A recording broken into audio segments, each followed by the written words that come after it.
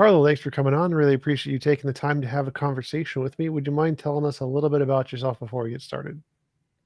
Yes, of course. So, first of all, I want to thank you for inviting me to your show. Um, Let me tell you something about myself. First of all, I wanted to say I'm a native Italian. I was born and raised in Italy. I moved to the United States some time ago, and I became a professional philosopher. Now, currently, I teach at the City University of New York, also known as CUNY. And I also teach at other institutions, St. John's College, St. John's University, sorry, St. Joseph's University, and the Fashion Institute of Technology. I live in New York and I teach in New York. My, I would say that my main areas of expertise are primarily ethics, ethics and meta ethics. But I also teach regularly courses in logic and philosophy of religion, of course. Perfect. So the topic today was reasons to believe in a deistic God. Could you tell me some of the reasons you believe there are? Because I'm an atheist, by which I mean I believe that naturalism best explains everything about the universe. So could you tell me some of the reasons you think indicate deism over naturalism? Okay. Well, first of all, I want to make a premise that I don't have 100% certainty of what I'm saying. No, nobody has.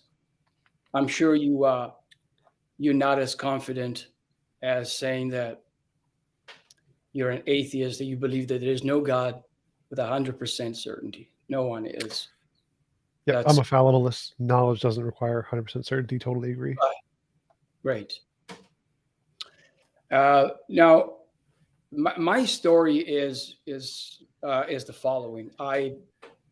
I never cared really about religion for a number of years, and I still don't, by the way, because I'm not a religious person. I always found it not very interesting. I tried. I couldn't bring myself to believe in a theistic God. And then over a number of years, studying all the arguments, reading some science, I came to the conclusion that the best explanation for a number of things, um, whether it's consciousness, the existence of morality, the fine tuning of the universe, all sorts of things that you hear in all debates. You are in your channel. I'm sure you've had many of these debates, the same questions, the same things over and over. So you know what I'm going to say. I know what you're going to respond. I've taught these things at university a million times. And upon reflection of the evidence, especially scientific evidence, I came to the conclusion that the most plausible explanation is that there exists a creator of the universe. Now, for a variety of reasons that we can discuss, I wrote a book about it. I wrote several papers on this topic. I find it more plausible than not that this creator of the universe, as I call it, is an intelligent being that we might call God. I don't care what we call it. We may call it nature. You can call it God, whatever you want. But I want to specify. I want to clarify that I am not a pantheist. Okay, I'm not a Spinozian. I don't think that God and nature are the same thing. I really believe that God is an independent, intelligent, transcendent being that created the universe, that created pretty much everything that we are here to discuss. Um, I'm open. I've been open to evidence, to anything, to show me the opposite, to prove the opposite. My problem with atheism is that all the arguments for atheism are, to me, either weak or fallacious, and so here we are. I I believe that there's a God. Okay. You mentioned the fine tuning argument. I really like that one. I know you I think do. it's so. What about the fine tuning do you think indicates intelligence of any kind? Because I think I understand there is fine tuning. I agree, but I don't think fine tuning is in any way indicative of an intelligence as opposed to any of the other options. What do you think is evidence of? Well, the fine tuning could be explained by chance or necessity. I think those are the only two options. I think design is a kind of necessity. But the best explanation seems to be that there is an undiscovered law of physics that interconnects all of the other laws and makes them determined to have the relationships that they have. And that seems to be a better explanation than an intelligence. But you see, the problem when you say that there was a law, if I understood your argument, when you say that there was a law, maybe I don't know if it's the best way to put it, but a law implies some sort of a organization, at least, some, and to me it indicates some sort of intelligence. I highly doubt that. I mean, look, maybe one day we all die and we get to an atheist paradise, or there's nothing at all, and and we all find the truth, and you say, well, now we have to deal with it. It was just a coincidence. I just highly doubt that a law out of nothing exists such that it is capable of organizing the universe precisely. I mean, you know what the fine tuning is. We don't have time, yes, because we would be talking about that for 3 hours. But Well, yeah, the so I just the fine ordinary, tuning. I'll just give it like a summary for the audience. The fine tuning is the fact that if you change any of the physical constants in nature, such that they are different than they are now, even slightly, then life wouldn't be possible. So if you increase the gravitational constant even slightly, then everything would crash together and become a big black hole.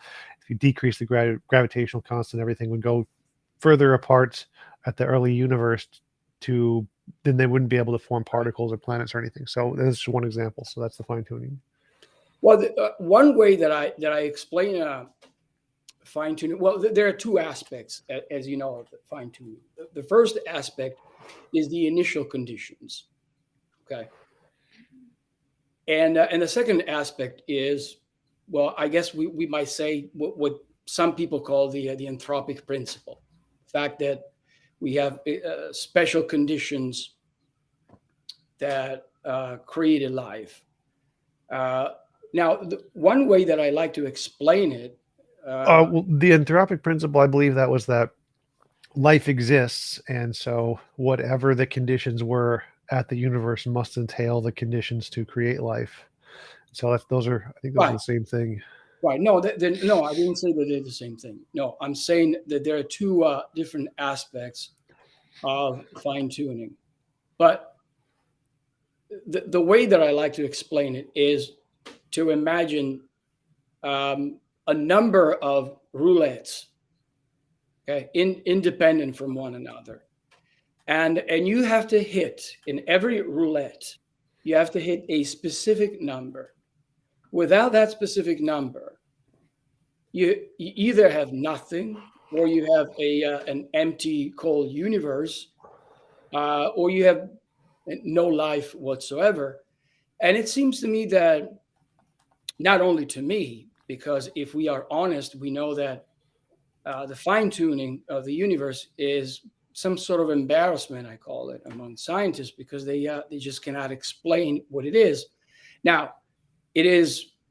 I find it interesting that some people have the confidence of saying, "Oh, that's not a problem."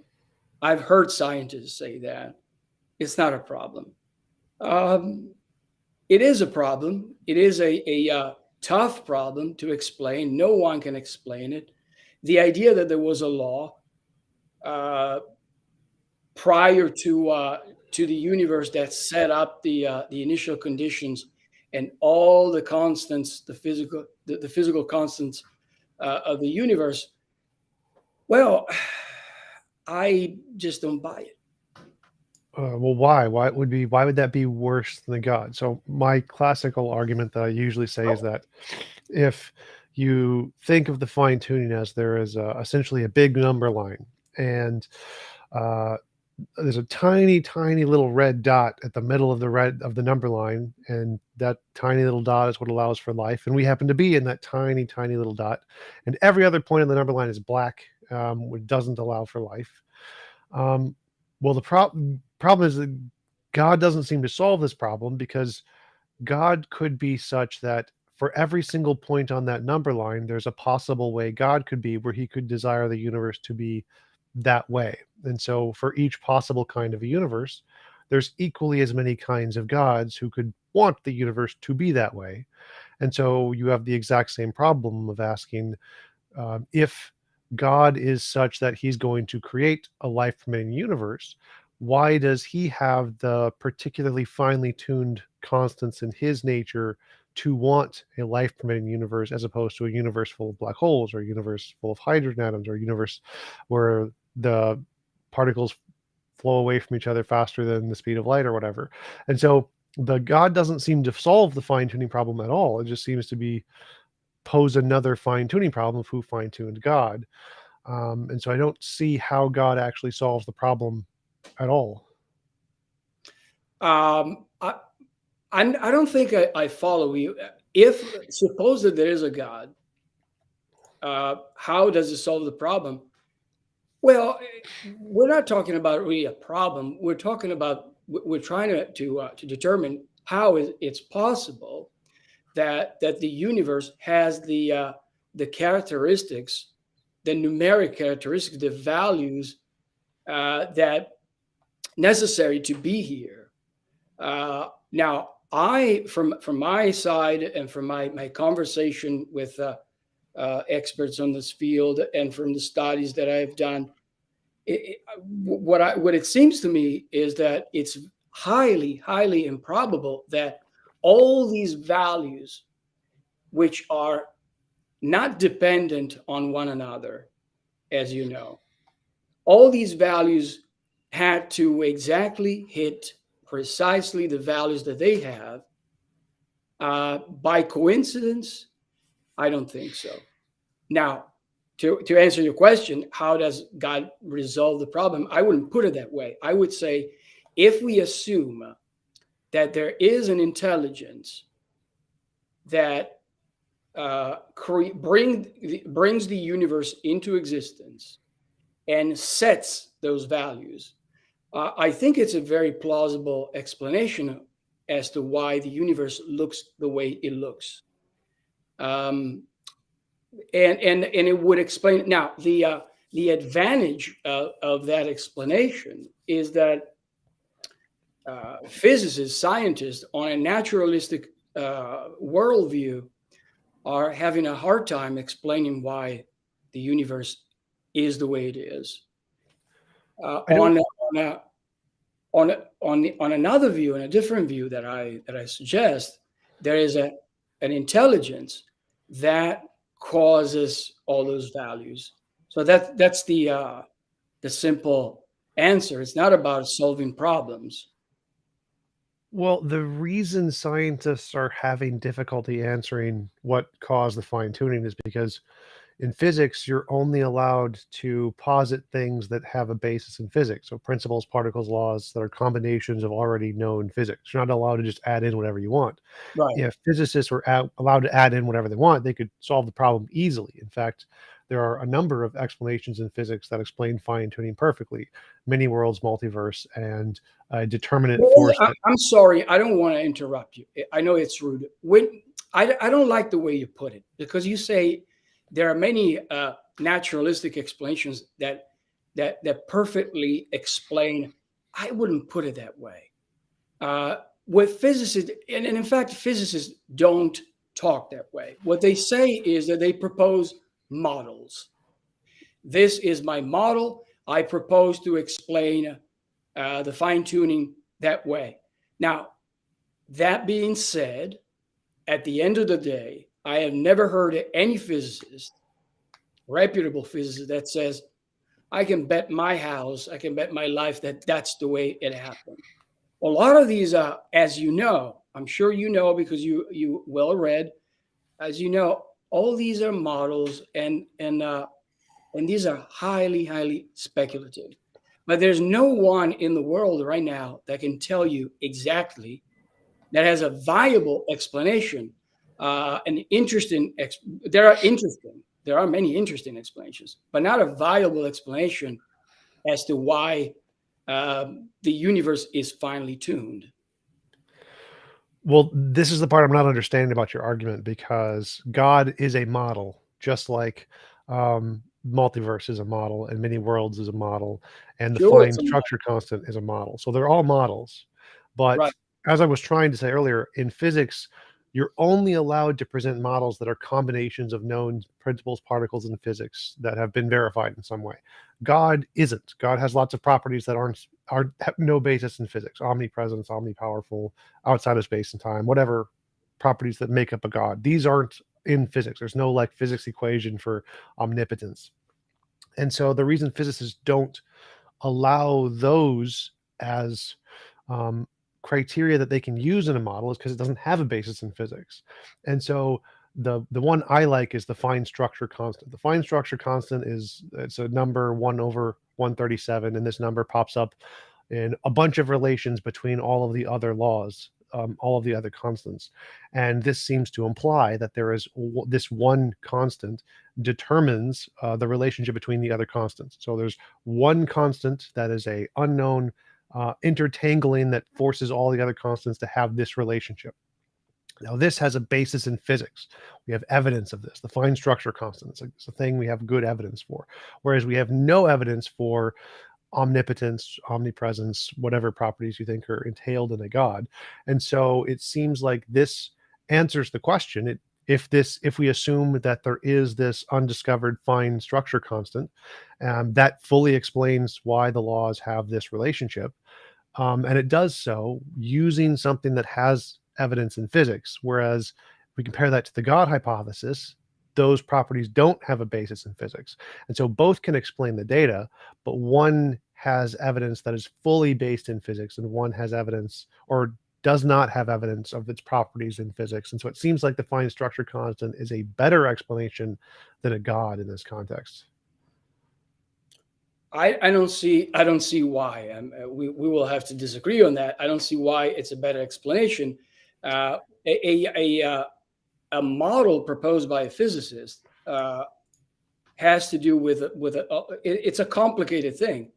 It has to do with mathematical computation, mathematical models based on certain principles, as you said, but they don't explain why these laws or this law or this principle that you say exists in the first place, and how in the world this law, which is a heuristic, by saying law, physical law, it's a heuristic term to mean that we observe certain regularities.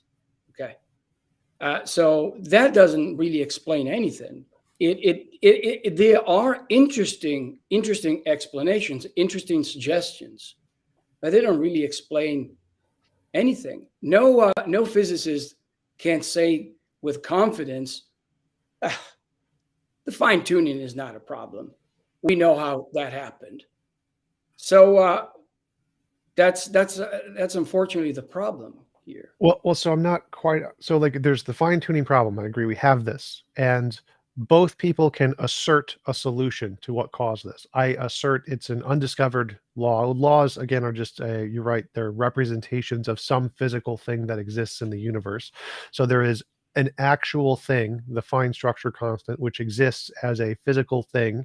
It's like a quantum field or a quantum something or another, and it determines all of the other forces. So if we say that there's this law that represents this quantum field, and this quantum field determined all of the other forces, that fully explains why we have all of these laws.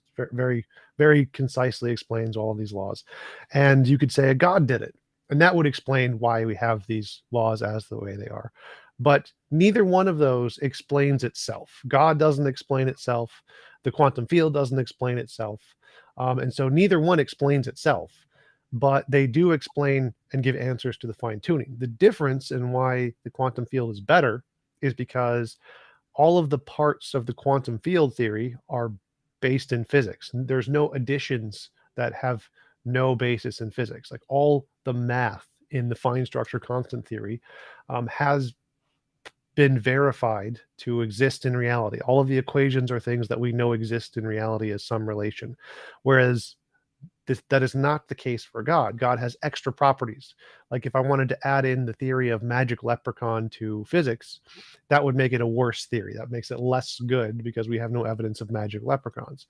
So if I want to add in omnipotence or omnipresence or intelligence, which don't have a basis in physics, that would be as bad as adding in a magic leprechaun. So because the fine structure constant hypothesis is only using things that have already been verified in physics, that's a better explanation of the data. And neither one of these, either the fine structure constant or God, explain themselves. They both have that problem. Neither one explains themselves, but they do both explain the fine tuning. Well, it seems to me that the a constant, once again, I can only repeat myself, a constant seems to imply that there's a rich, intricate structure or law or whatever we want to call it that is set up in such a way that has certain properties. Maybe if we want to put it that way, as certain properties such that it gives rise to the fine tuning. Okay. Yeah. I don't know if you would agree to that. Yes, I would agree. Okay. Now, it seems to me that that is not a good explanation because the obvious question would be, since this law, this constant, is quite rich, it's not very simple. It is very complicated. It's very intricate. It is very rich, such that it has the ability, well, not the ability, but the properties of bringing the universe into existence with all the physical constants, all the numbers, all the values where they are, where they should be. What explains that? Now you So, say, well, hold on. Now you say to me, I'm sure you respond to me, well, but what explains God? Well, it seems to me that on a rational basis, it seems to me that obviously, if you're an atheist, you don't believe that, and you say, well, I don't care about the explanation of God. Now, I'm not saying you specifically. I've heard many atheists say, well, I don't care about God. I don't think that God exists. But it seems to me more plausible that, or a better explanation, the notion that there is an intelligence which is a transcendent being, and it's what philosophers call a necessary being. And there's an argument for that. There are many arguments. I'm sure you know those arguments. We can't go back and back and back and back off on an infinite regress. So it seems that the most plausible explanation is that there is a fundamental being that explains itself. And that's what the definition of a necessary being is. Now, if you say to me, well, I can explain that with a law. Well, a law, as I said, it's a heuristic terminology to mean something like we have observed certain constants in the universe, a certain behavior of a certain phenomena. But that doesn't explain why this behavior should be there. You say, from my understanding, on your part, you say, well, it's just there. And I Well, say, no, I I would. So find it. I Oh, want I'm to sorry clarify if I that. misrepresented you. I don't know if that's Well, what I you. just want to clarify. So when I say a law is our description of a physical thing in nature. So a law represents a quantum field. So it's not just random. This is a determined fact of a thing in nature. So quantum field, when I say the fine structure constant, I'm saying there is a quantum field that has a nature to it that determines this number. Or this relationship. So it's not just random. This is an actual physical thing that exists in the universe that we're representing with a law. And so that would kind of like be like you think God exists, I think a quantum field exists. These are both physical things or existing things, and they determine the fine tuning. They determine all of the other laws, just like dominoes determine the other dominoes are going to fall. And so both are full explanations of the fine tuning because the fine tuning is determined by this existing thing, God or the quantum field. And we describe that by the law. The law is just a description of the thing that exists. But I don't understand why I can't say the quantum field is the necessary being. Why do I need to say a God is there? I think the quantum field explains itself. It is the most fundamental thing, and I don't need this intelligence because the quantum field seems far simpler than an Mhm. triple omni being with intelligence and chooses things. Because there could again be, it seems to me logically possible that there could be a God for each different kind of universe. There could be a God who wants black holes, a God who wants only puppies, a God who wants only hydrogen atoms. So for each different way the universe could be, there's also a way God could be. For the, just like how the universe is finely tuned because there's infinitely many ways the universe could be, only a very small number allow for life. There's an infinitely many ways God could be, and only a very small number of ways God could be would create a life permitting universe. So God is equally as fine tuned as the universe. It doesn't seem to solve the problem. And if you just want to say he explains himself, well, we can just say the quantum field explains itself. And that seems to be, again, a better explanation on the quantum field side because that's the quantum field is only things we have basis for in physics. It doesn't add anything new, whereas God's adding a whole bunch of new stuff that we don't have evidence for. And so the quantum field is simpler. Well, I have a couple of things to say. Let me see if I remember all of them. Well, first of all, I wanted to say when you talk about the quantum field is a very rich um, entity, not a simple entity. It's governed by specific laws. Nature. Well, it's not governed by laws, it's governed by its nature. Laws are just our description. Right, right. As we said a million times, laws are our descriptions of constant behaviors of phenomena. Right. But the point is the behavior, the very existence and the behavior of the quantum field imply that there are certain constants, certain very specific phenomena and behaviors of this field. And it seems to me, once again, not a good explanation. But let me give you another argument. Not a good explanation to say, well, the quantum field just explains itself and it's just there, it's eternal. Because it seems to me, correct me if I'm wrong, your position is that the quantum field is eternal. Is that No, correct? You no. don't think it's The quantum field is outside of space and time are emergent properties from the quantum field. There's nothing wrong with an eternal past. The consensus in physics is that there's an eternal past. There's no logical contradiction with an eternal past. But the argument I'm presenting is well, that there's a actually, there quantum. is. There is a No, contradiction on an infinite past. even Plato and Aristotle, who invented the idea of the infinite past, admit there's no logical contradiction with an infinite past. William Lane Craig admits there's no logical contradiction with an infinite past. Right. Alvin Plantinga and Russell Pruss, it's not, I forgot his first name, something Pruss. Pruss, they admit there's no logical contradiction with an infinite past. Like, a logical contradiction is P and not P, whereas they present like intuitive contradictions, things they don't intuitively understand, like the Grim Reaper paradox, but that's not a logical contradiction. And again, the consensus among physicists is that there is an infinite past. There's a few models that don't have that, but most do. But I don't want to. I don't want to debate the infinite past version. I'm just saying, let's grant that there is a quantum field outside of space-time, and it and space and time are emergent from this quantum field. So there's a necessary quantum field outside of space-time, and it created space-time as an emergent property. Well, first of all, we're not going there, as you said. But first of all, I want to correct you that it is not true that Alvin Plantinga says that. I mean, it's true and it's not true.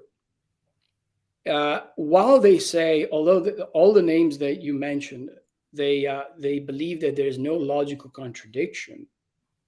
There are in logic there are different categories of what is strictly logical or logically possible.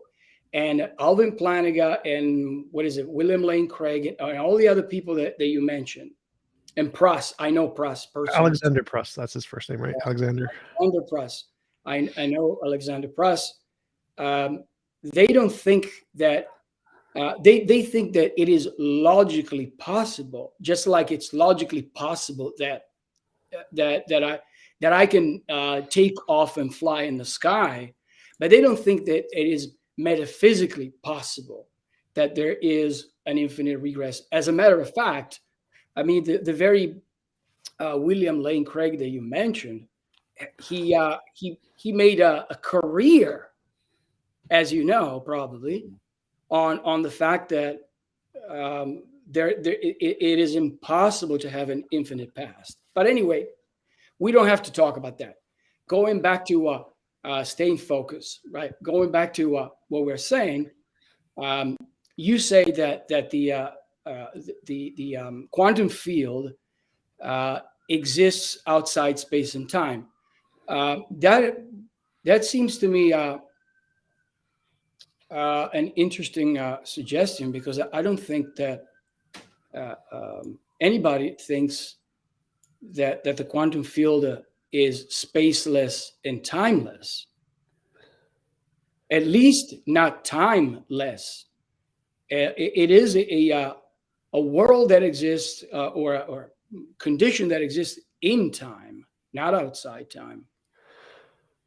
But let me finish a sentence and then well, I just want to clarify, like, this is the consensus in physics, is that space and time are emergent. You just Google emergent space-time. That's the consensus, is that the quantum fields exist outside of space-time, and space and time are emergent from quantum fields. But I don't think that it doesn't matter how many physicists agree with it. The point is exactly that it doesn't matter.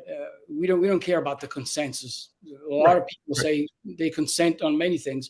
The point is that if the quantum field, as you refer to, is in time, well, there are certain problems. If it's not out of time, no, I'm sorry. That what I'm saying is either it's in time or it's outside time. You just said it's outside time and space. Okay. Yeah. My problem with that is that a quantum field outside time, I don't see how that explains how a non-rational,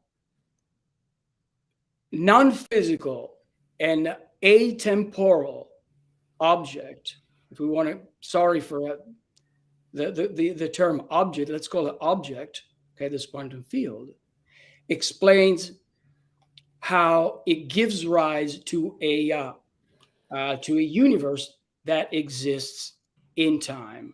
So I think it's in the literature, if you have read anything about the literature, it's a philosophical huge problem to explain how do you go from a non-temporal state to a temporal state.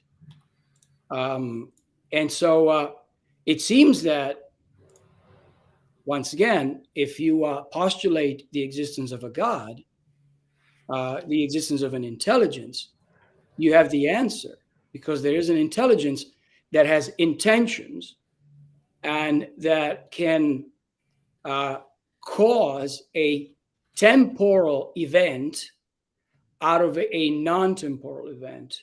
But to say that a non-temporal event, not a mind, but a process that who knows why it's there, gives rise to the universe and to the fine-tuning and to life and to DNA and to consciousness.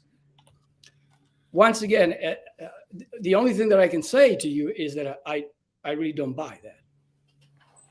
Well, I don't buy that there is an intention or a mind that exists outside of space-time and it caused all of these things. To me, that seems even more implausible because there's no evidence for intentions or minds existing outside of space-time.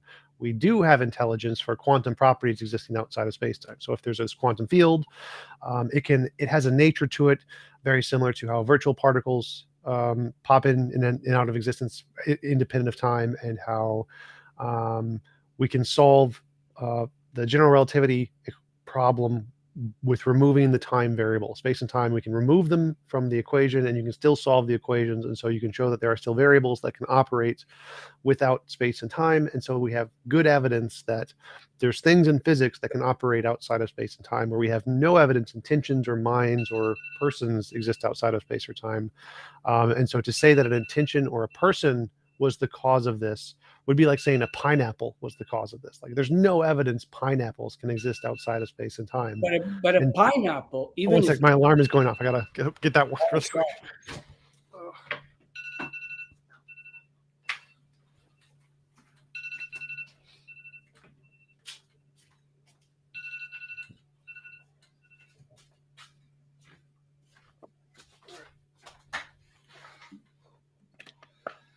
Okay, go ahead. You mentioned a pineapple.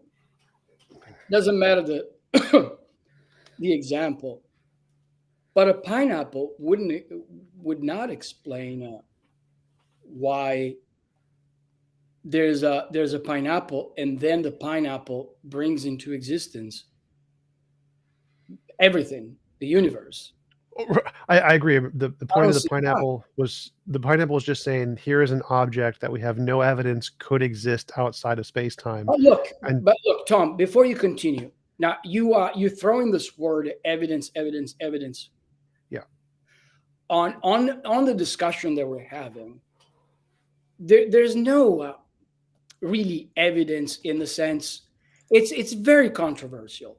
I wouldn't use that word evidence. There's no evidence that there's a quantum field outside space and time.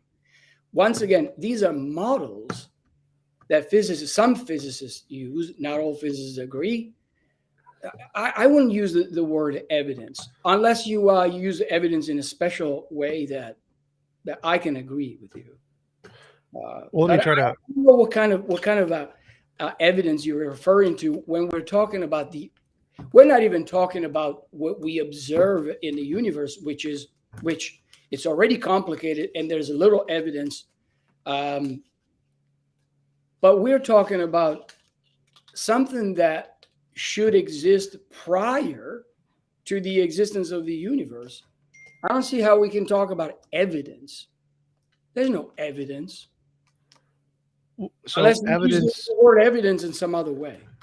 So evidence in this context in physics, everything in physics is a derivative equation, and the derivative equations are all things that have been verified through novel testable predictions in physics. You're not allowed to just put in whatever you want into a physics equation. You have to use some particular equation to make a prediction, and then once that prediction or regularity has been confirmed to be a successful model, then you're allowed to use particular things. Like you can add in WIMPs, weakly interactive massive particles, but those aren't accepted as being confirmed, so you can't add those into like any theory you want. Right. And But that so, was just a minor point. no, no, this is, I'm just giving you my definition of why I considered one evidence and one not. So the reason quantum fields, or let's say, I'll use the easy example of the multiverse. The multiverse is a combination of two equations: the Guth's early universe inflation combined with virtual particles and the Casimir effect in the early, and the energy of empty space. So if you combine those two equations, you get the universe, the multiverse. Now, both of these things have an empirical basis. Guth's early universe inflation was observed to have empirical consequences on observations of the CMB, which we saw. So that's confirmed. That's good evidence of the right. Guth's early universe inflation. We have good evidence of virtual particles and the Casimir effect. That's an empirical experiment we do in a lab that has good evidence of this equation. So both of these equations have been confirmed. We don't know if they're combined. We can't show that they're combined, but both of these things have independently been shown to exist. And so if you have a theory that combines both of these things, that's better than a theory that combines these things and adds magical leprechauns. Like, there's no evidence of magical leprechauns. That doesn't exist in physics. There is zero evidence of magical leprechauns, but there is evidence of early universe inflation. There is evidence of Casimir effect. But Right. magical But there's leprechauns, evidence, and there's evidence, the very Guth, and I will add Board and Vilenkin theorem, as you know, there is evidence that any universe that is expanding has to have a beginning. no. Yes, Board, that's what the Board Guth Vilenkin no, it theorem doesn't. But implies. this is a different topic. So I literally have Board and Guth on, and Vilenkin on record stating that the Board Guth Vilenkin theorem does not state that. It states that the inflation had a beginning. It doesn't state the universe had a beginning. I have the videos of them saying this verbatim, which I'll bring up in a minute. But I that's a watched relevant those point. Wait, videos. I that's an watched irrelevant point. nothing to do with the theorem. Wait. That's an irrelevant point here. The point I'm making is that the reason that the quantum field counts as evidence and God does not count as evidence is because in physics we have supporting evidence for each of the models. Each of the pieces of the models have been shown to exist in physics with an empirical verification, whereas the parts of God, omnipotence, omnipresence, intelligence outside of space-time, those are kind of like a magic leprechaun. They have no evidence in physics whatsoever. So the How multiverse could they? combination, How could they have evidence of God? well, novel predictions, but the The point here, kind of evidence that you're speaking of, obviously, no sign, no physicist could have evidence of God. You can't put God in a laboratory if there is a God. So well, I'm that's not just sure admitting you why. don't have evidence.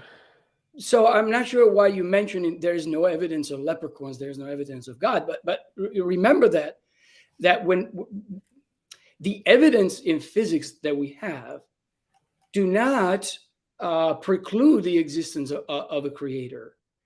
All that we do in physics is try to explain with models, try to explain in naturalistic terms how the universe came into existence.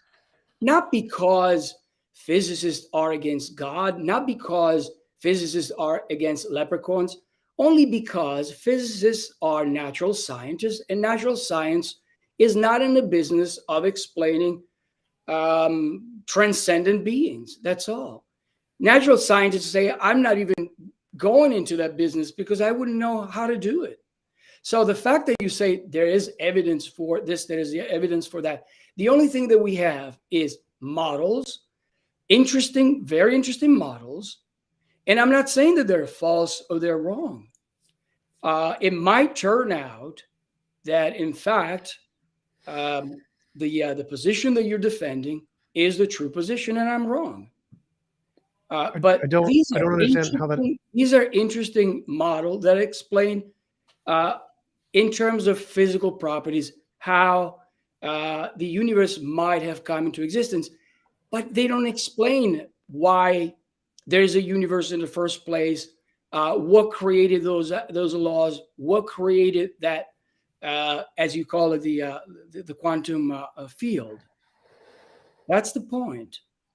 I don't understand what you're saying here. So the quantum field is necessary. It has no, it's not, it's uncreated. It is a necessary being. It can't be created. And it created the universe with the fine tuning as the way it is. But Now, let me ask you, who says that it's uncreated? Who says it? most physicists. Now, Tom, come on. Now, come along. You want me to believe that physicists have the evidence that there is a quantum field that is eternal, was never created. I'm not sure where you read or you heard that thing, because that's more science fiction than the science fiction you watch on TV. Wait, I What already explained this. The what properties physicist? wait. All of the properties in these theories have been confirmed with physics. So we can solve the general and How special would you relativity. go about Wait. We can solve the confirming general and that? listen, Let me finish the argument. Let me finish the argument. We can solve the equations for general and special relativity without space and time. Space and time are represented by a variable, the lambda variable. We can remove the lambda variable and still solve the equations, which means there are still factors of things that we have verified to exist, which can do work causality without space and time. That's the consensus among physicists, that we can do these things without space and time. And so these things can exist without space and time, which means they I are, think no beginning.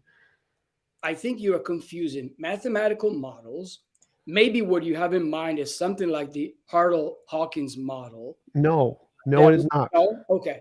No. You have in mind mathematical models that based on imaginary numbers that remove time from the concept of space. These aren't imaginary numbers. So again, all those numbers represent things which have been demonstrated to exist. So none of them are imaginary numbers. No, by imaginary number, I don't mean number that you know what imaginary numbers are in mathematics.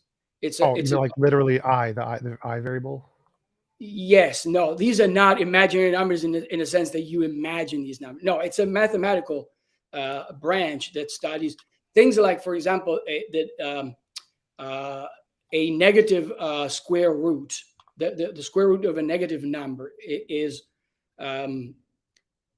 referred to as imaginary. This is very complicated. I don't even want to get into this because well, none of that matters to my argument. None of that addresses my argument. The point is, what you have in mind are mathematical models, and that's fine. That's fine. I don't dispute the science. What I'm disputing is that there's no human being that can be so arrogant as to saying that he or she knows that prior to the existence of the universe, there was something like, whatever you want to call it, a pineapple or a quantum field that is atemporal and spaceless. I don't think anybody on this earth can do that, can say that. Well, and even if you say, I can say every physicist is more confident that exists than a God exists. Every physicist has more evidence, more justification, more support for that than God. It is more irrational to say a God outside of space-time or a mind outside of space-time exists than it is to say a quantum field outside of space-time exists. There is evidence to say a quantum field exists outside of space-time. There is zero evidence to indicate a mind exists outside of space-time. The evidence for a mind outside of space-time is equivalent to the evidence of a pineapple outside of space-time, which is zero. The evidence for a quantum field outside of space-time, that does exist. It's not strong. It's not like we don't have tons of evidence, but it does exist in physics. There is zero evidence in physics of a mind or a pineapple. Tom, I don't think you're being honest here, because if you say that there's evidence, mathematical models, but let me explain. Don't be offended. Let me explain to you why I think you're not being honest. Because I think that when you're comparing two different things. You're saying there are mathematical models, which I don't dispute. Okay, there are mathematical models. They're very interesting, and they try to show that there is such a thing as a quantum field, which is spaceless and timeless. That is prior to the existence of the universe. That's fine. I don't know how you would go about determining other than mathematical models. And as I said, these mathematical models, as I try to explain to you, most of them are based on what is known as imaginary numbers. And Well, imaginary numbers, again, have been confirmed to exist. So that means it's better than God. So if we're using imaginary numbers, that's better than God. No. If you study imaginary numbers and you understand what they are, They're they vectors. they are very useful. They're very useful in explaining certain things in mathematics. But the problem with imaginary numbers is that they do not refer to the actual physical world, in a sense that they don't describe the world. Just like in mathematics, when you do a calculation, for example, solve for x, and x turns out to be a negative number. Now, negative numbers don't exist in a sense that there's no such thing as negative. For example, if you say I'm in my bank account, I have negative $2, but there's no such thing as negative $2. These things don't exist. So it's very complicated. But Well, again, it's not this is not complicated. the point. No, it is very complicated. No, it's not. Imaginary numbers have been used to make successful predictions about reality. So they do describe reality. They don't directly, they're vectors. They describe vectors. Exactly. They don't directly describe Those reality. correspond to reality. God does not. Imaginary mind outside of space-time has no predictive success in reality. Imaginary numbers do have predictive success in reality. Imaginary numbers therefore have evidence. God does not have evidence. So even by your own example, you're proving that imaginary numbers in space-time or quantum fields outside of space-time is better than a God, because those have successful predictive success, whereas God has zero. So God has as much I didn't say evidence they're better. as a magical pineapple. Imaginary numbers have good evidence. Like, those are good things, rational to believe in. God is irrational to believe Yes, in. as I was explaining to you, the reason why I accused you of not being totally honest is because I was saying, when you talk about these mathematical models, uh, you are in a certain realm of a discourse. But when you then say we have evidence for the physical world, we use mathematical models, but we have zero evidence that there is God. But you're not being honest, because these are two different discourses. Physics, as we said a million times, a trillion times, is not in the business of confirming the existence of God. And there couldn't be, I don't think there could be a mathematical model that would prove the possibility that there's a God. So there are two different things here. Well, I You agree, can't but that means that go in ahead. physics there is no evidence of God, but in physics there is evidence of quantum fields. So in physics, we have reason to believe in quantum fields, but no reason to believe in God. Sure, but once again, the physicists do not preclude the existence of a God. All they say is, I don't know if there's a God. There might be a God, but all the evidence that I have, here's the evidence. Wonderful. And I'm glad that we have science. I'm glad that we have physicists working hard to explain things. But that's as far as it gets. They only Right. Just to explain to clarify, you in terms of naturalistic explanation how the universe works, and that's where they stop. I well, don't think but it that's is not where on. they stop. That's not. So I want to clarify. It does preclude a God. So if the No, it fine doesn't. tuning, wait. No, So it doesn't. if the fine tuning is caused by the quantum field, then it is not caused by God. So if the fine tuning can be explained by the quantum field, that precludes God explaining the fine tuning. If the quantum field can explain the Big Bang, that means it's not explained by God. It precludes God from explaining the cosmological argument, the origin of the universe. So if this natural thing exists and it caused the origin of the universe and the fine tuning, then God did not cause the origin of the universe or the fine tuning. And that's the theory. The theory is that God does not exist, but this thing does exist. That's the consensus among physicists. Well, I have to say I'm not as confident as you are, and I don't think it is true that physicists, scientists, as you describe, are as confident as you are.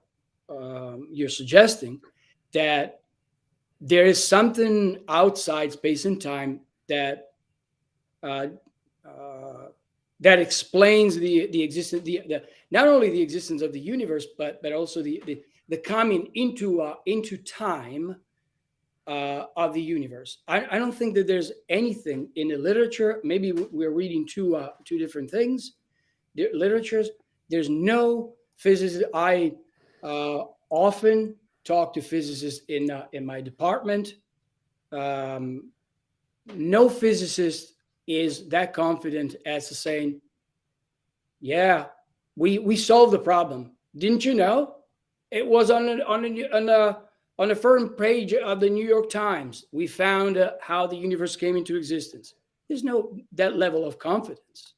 Well, I wouldn't be that confident, and no one is in science. In fact, yes, but they're all confident it wasn't God. Like God isn't an acceptable hypothesis in physics, whereas emergent spacetime is. Like it's not proven, I agree, but all physicists agree quantum fields have evidence, God does not. That's like the consensus among physics. So this is an acceptable solution for emergent spacetime. I have like sure. emergent spacetime is the consensus among physicists. Like there are many polls, like the Foundational Attitudes Towards Physics poll, that literally say this. This is the consensus among physicists. But once again, when you say it's the consensus, I Yeah. don't.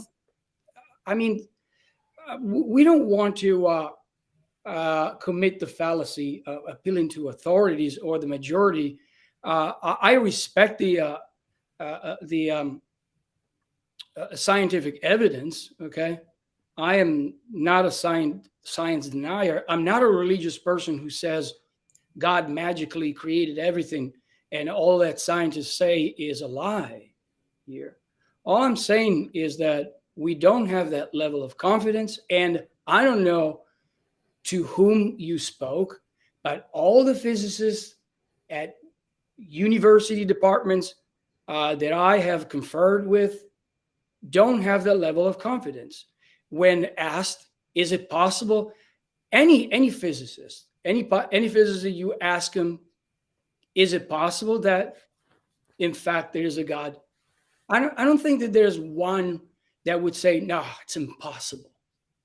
I think that most physicists, in fact, are very open to the possibility that after all, there might be God and intelligence behind,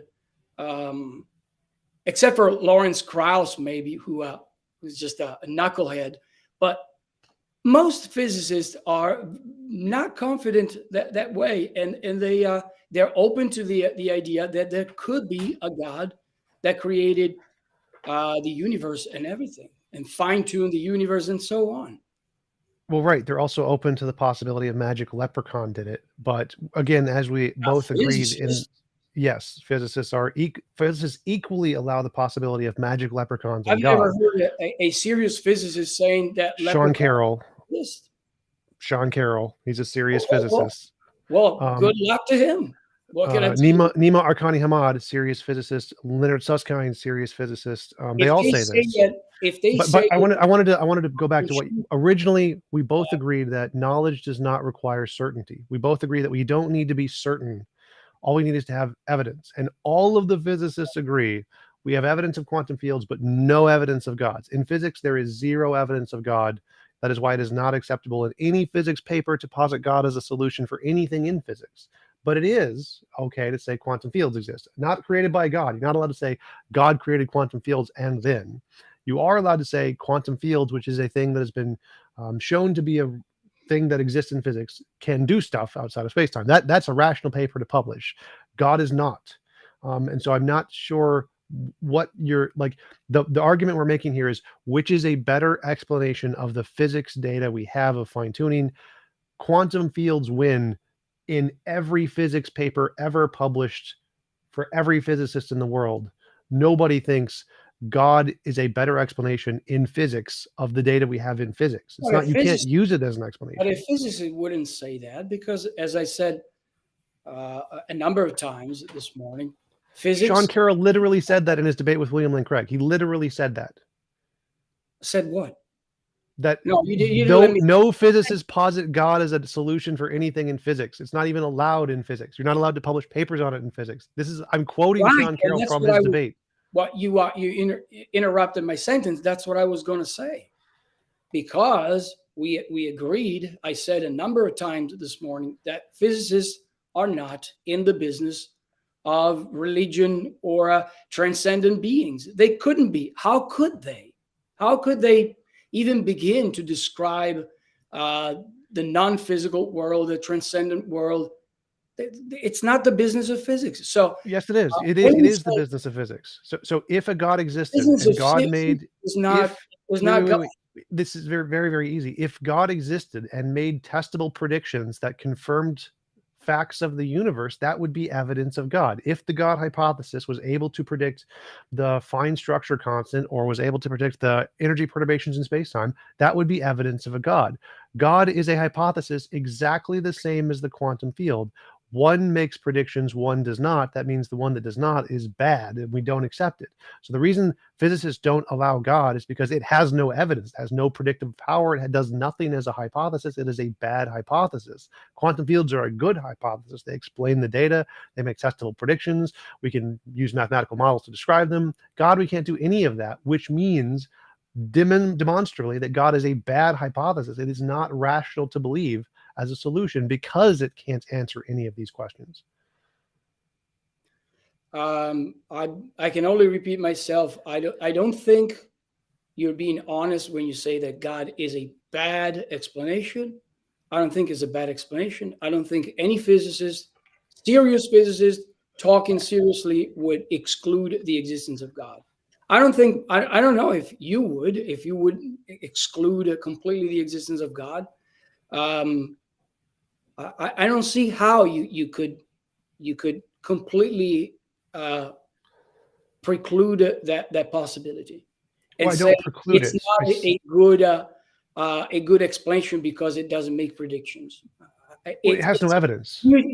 again you're confusing two different realms, two different magisteria, as some There are no different magisteria. There are are.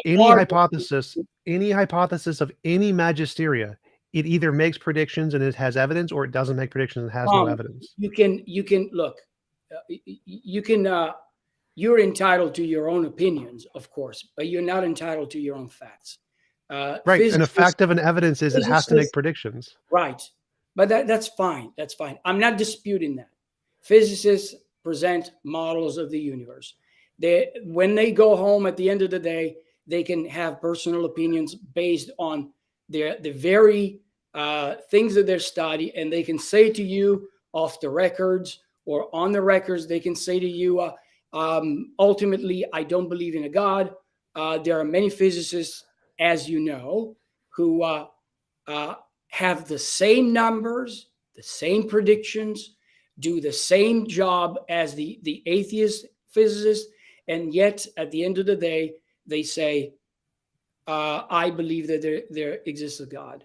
Okay, now if you throw at me again, the majority doesn't believe this. I don't know what to do with the majority. All that I want to point out is that the explanation that there is a God behind the fine tuning of the universe, the very existence, the very existence. I don't think that they are bad explanations. I don't think anyone thinks that there are bad explanations. All the greatest philosophers in the history of philosophy, all the greatest thinkers thought that it is a very good explanation that there is a God behind all the complexity that we experience in the world. And not only that, but many other things like consciousness, mathematics, logic, and so on.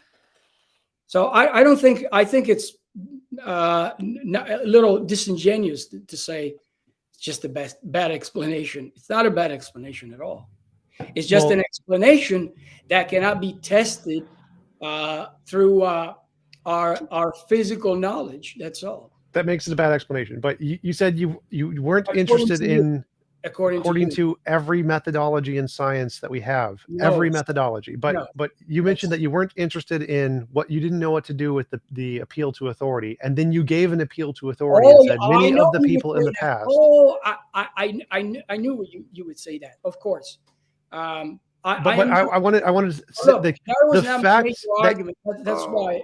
Please don't accuse me of committing the appeal to authority. That was not my intention.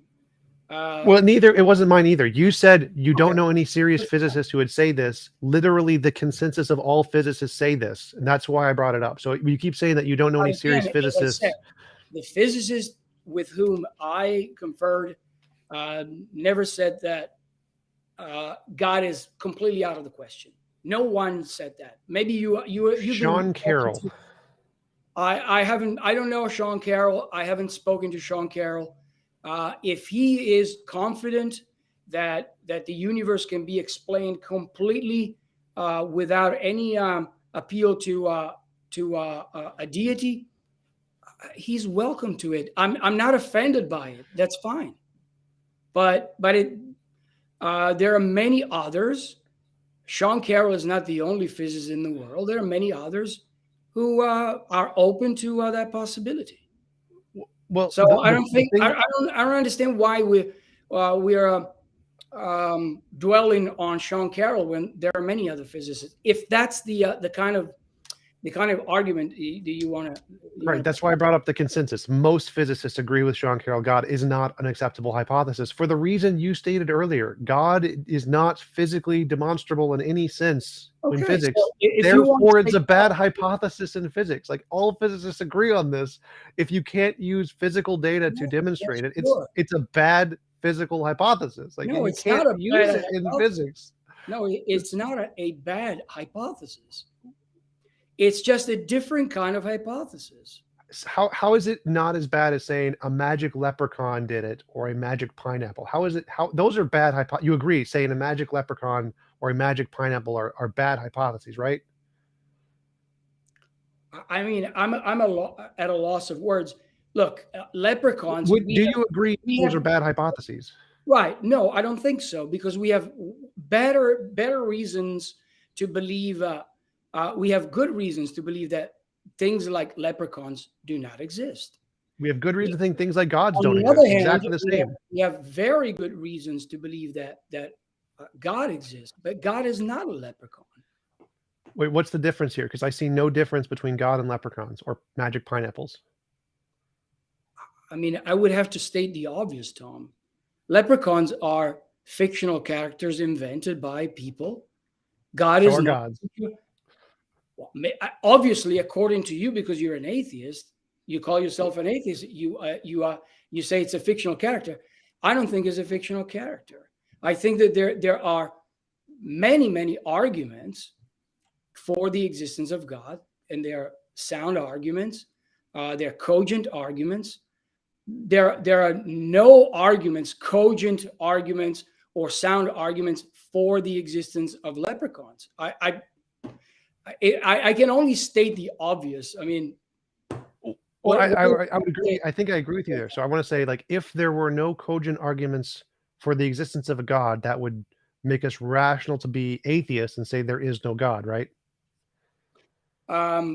Ultimately, I don't think so because your position of atheism that you will have to explain to me exactly what kind of atheist you are. There And is no God. yes, I knew your answer. The point is, if you are an atheist and you say there's no possible way that God exists, but I don't think you're saying that, right? That's not your position. Well, Okay. I'm trying to say the same position So you then did about leprechauns. I don't see how atheism, that sort of atheism. So we agree that sort of atheism is not rational. Well, would you say it's rational to believe there are no leprechauns? But I don't know why we're talking about leprechauns. There are no leprechauns. We have no evidence that leprechauns exist.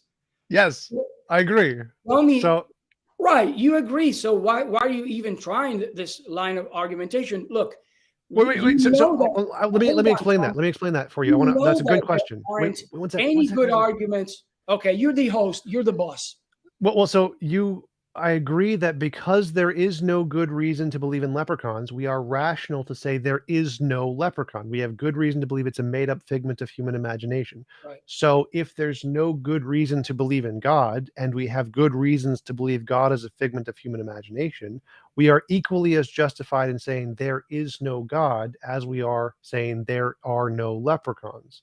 And so if there's equally no justification for either, we're equally as justified in rejecting both. That's why I brought it up. Well, maybe so, but there are there are very good arguments for the existence of God. Now, you might want to reject all of them. Okay, there are there are many arguments for the existence of God. Either, I mean, both. There are deductive arguments and inductive arguments. So the deductive arguments, in my view, many deductive arguments for the existence of God are sound arguments, and many inductive arguments for the existence of God are cogent. Now, if you don't think so, that's fine. But I think that there are very strong arguments, cogent and sound arguments for the existence of God. Leprechauns, I don't know any argument, even remote, not even a valid argument. I mean, actually, you can make valid arguments about leprechauns, but not sound arguments. I don't know anyone who would seriously defend the existence of leprechauns or teapots or pineapples in the sky. On the other hand, we have a rich history of valid and sound and cogent arguments for the existence of God. But if we start with hold on. Okay. Now, so because I want to answer your question, so would it be rational? Wouldn't it be rational? I think that ultimately atheism is not a rational position. But let me explain what I mean. If by atheism you want to argue that there's no possible way that there is a God, I don't think that that's a rational position at all. As a irrational person, you would have to say that there is a possibility that there exists a God, and that's all. That's the best that you can do with atheism. So, if you are suggesting that, let's call it a softer atheism or a weaker kind of atheism, I'm fine with it. But there's no possible way that anybody can have arguments so strong to show that there is no God. It's impossible. It's an impossibility.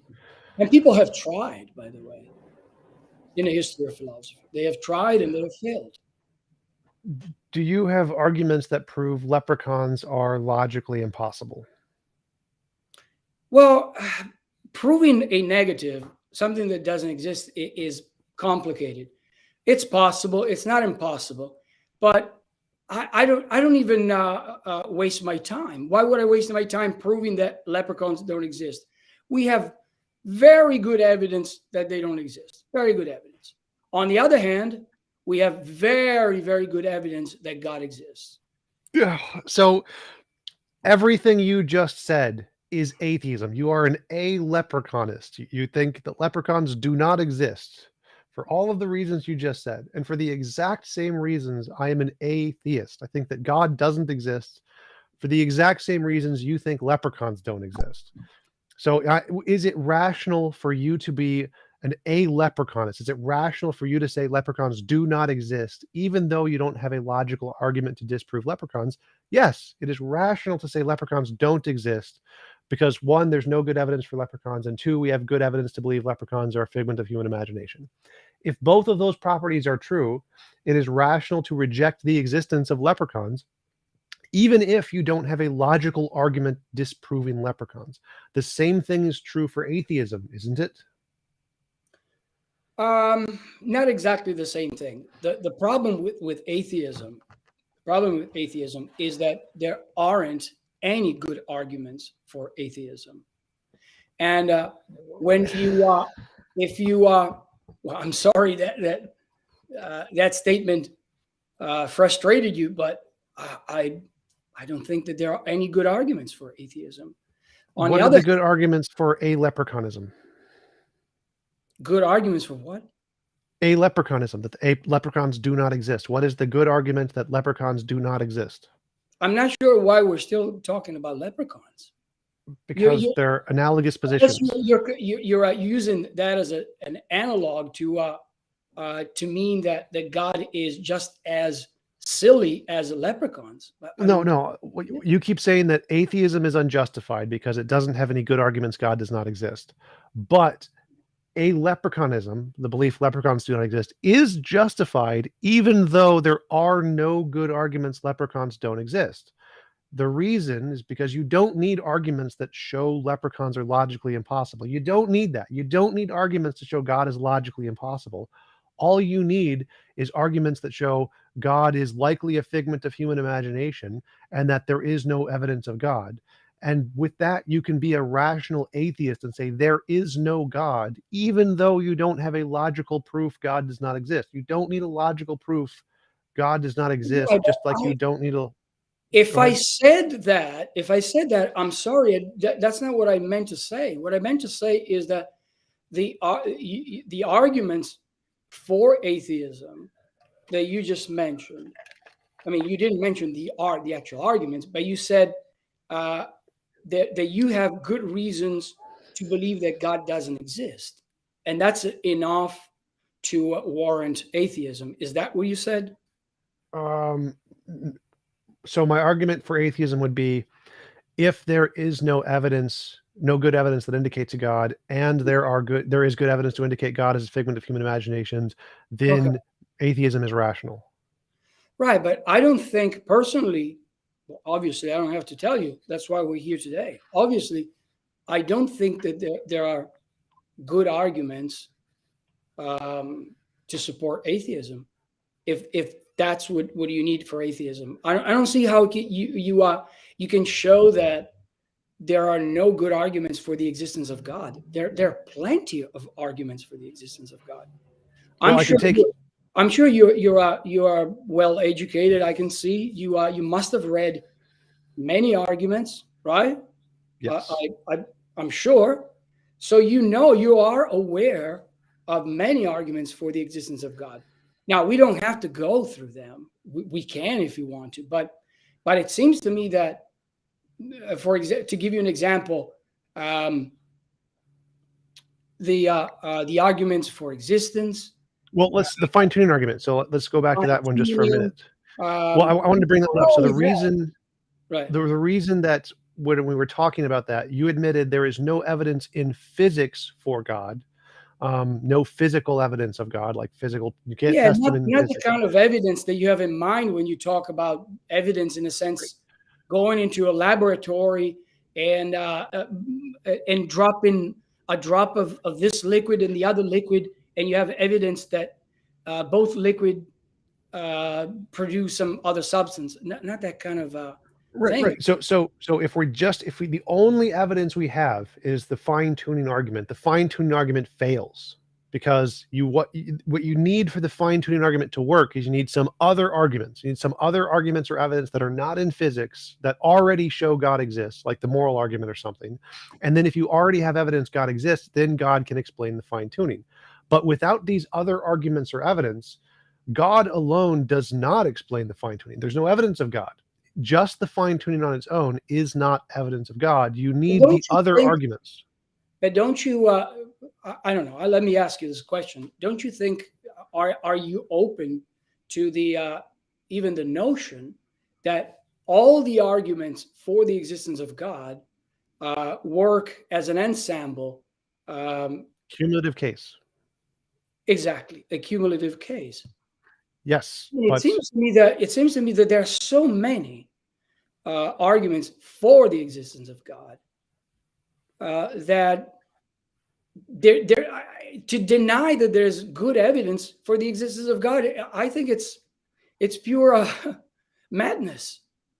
Well, I think I can demonstrate it. So I can go through each and every one of the arguments and show that all of the arguments are better explained by other phenomenon. So if, for example, if one thing better explains all other arguments than God, then all of the arguments do not indicate a God; they indicate this other thing. Because I'm not sure how you see, my problem is that you already said this morning a number of times that this has a superior or a better explanation of the phenomenon. I'm not sure. In order to say that, it seems to me that you need some standards, and I don't understand where you get the standards. Now, I'm sure I know the answer to that question. You're going to say, "Well, science is my standard, and scientists say that to me, and I believe in science." Okay, fine. But I don't think I would say that. I don't think that all the arguments for the existence of God, for example, the moral argument, the ontological arguments, that you can explain better. There are other explanations. Of course, there are naturalistic explanations, but I don't take as an example, and I don't want to necessarily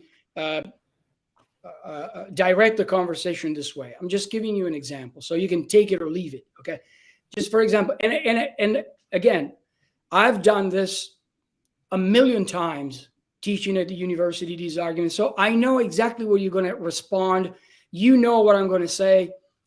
Take, for example, the argument from consciousness, the existence of consciousness. Now, as you know, if you have studied any philosophy of mind, as you know, the problem of consciousness, as Hard problem. Chalmers refers to it as the hard problem, right? It's a puzzle. It's a puzzle. How do we explain? We can explain now. Biology has all sorts of explanations. When you look at the history of dualism and materialism and all the theories throughout history, now we have come to the point where biologists, neuroscientists are able to tell you which part of the brain, which group of neurons, okay, solve certain problems, and fine. But what about consciousness? No one can explain consciousness. That's why Chalmers calls it the hard. By the way, another philosopher, I don't know if I'm sure you heard his name, Daniel Dennett, says, "Oh, there is no hard problem." Okay, that's his view. I think that the problem of consciousness is like a punch in the face for thinkers, because it's just mysterious that matter should have consciousness. Now, I know already where you're going to say what atheists are going to say. We can explain consciousness as an emergence property, blah, blah, blah. I don't believe it's an emergence property. There's no explanation, good explanation as to why matter, when it evolves into a complicated, a sophisticated structure, should have such an emergent property as consciousness. So is that a bad argument for I think it's a very good argument for the existence of God. How? Because to me, it seems like a God of the gaps fallacy. I'm not sure what you know what the God of the gap fallacy is. This is not the God of the gap fallacy at all. Well, This the way I hear it is, it's like consciousness is something we can't explain. That's not my God argument. can explain it, therefore God. No, that's not my argument. My argument is that the argument is that consciousness is better explained, okay, in terms of the existence of mind. The existence of mind, and what I mean by mind, I don't mean a physical entity that produces that. For example, intentionality, as you know, is another puzzle in philosophy of mind. How do you explain that a material object is about anything else? I can think about things. There are relationships relationships between the mental and the physical world. Now, what is the best explanation, the most plausible explanation? Now, if you postulate the existence of God, which is, according to theist and not and deist, is an unembodied mind, it is not a surprise that there should be minds, other minds, and it shouldn't be a surprise that there is consciousness. Now, on a naturalistic view, the naturalist would have to say that nature, matter, atoms, and so on can come into existence by some other non-mental state and atemporal state, and then organize themselves so well that they become consciousness. I don't know. I think that is not as powerful as an explanation as the explanation that there is a God, there's a mind. I'm not seeing how. So we don't know what causes consciousness, and then you're going to say a different consciousness explains consciousness. Well, that doesn't seem to explain consciousness. You're just saying there's another consciousness there that created the first consciousness. That's just an infinite regress. So I don't see how that explains the data at all. You're just saying that we don't need to explain consciousness. It was already there. Well, if you say consciousness is already there, well, I would agree with you, because God is consciousness, is a mind. And Right. so that's why there are things in the world that have minds. That doesn't seem to work. So like if I say we don't know what caused pineapple, say we see a pineapple, we have no idea what caused it, and I say, well, there's just a big pineapple in the sky. That wouldn't explain pineapples, because you'd still have to explain, well, okay, what caused the pineapple in the sky? You have the same problem. Simply saying there's another one doesn't solve the That's a problem. different argument. You're saying that I have to not only do I have to explain consciousness, but also I have to explain why there is a God, which is a mind. But that's a different story. We can talk about that if you want to. But it Well, seems no, I know. that I'm thinking that when you explain when you look consciousness, at the question, why is there consciousness? Now, my view, as many other people, I'm not inventing anything new here. I'm telling you what the argument is, and I'm sure you know. You must have read it. There are two. Maybe there are many possibilities, but it seems to me there are two at least possibilities. One is that consciousness is some magical property that just popped into existence from matter. And the other explanation is that there is a mind, which we call God, and he created other minds.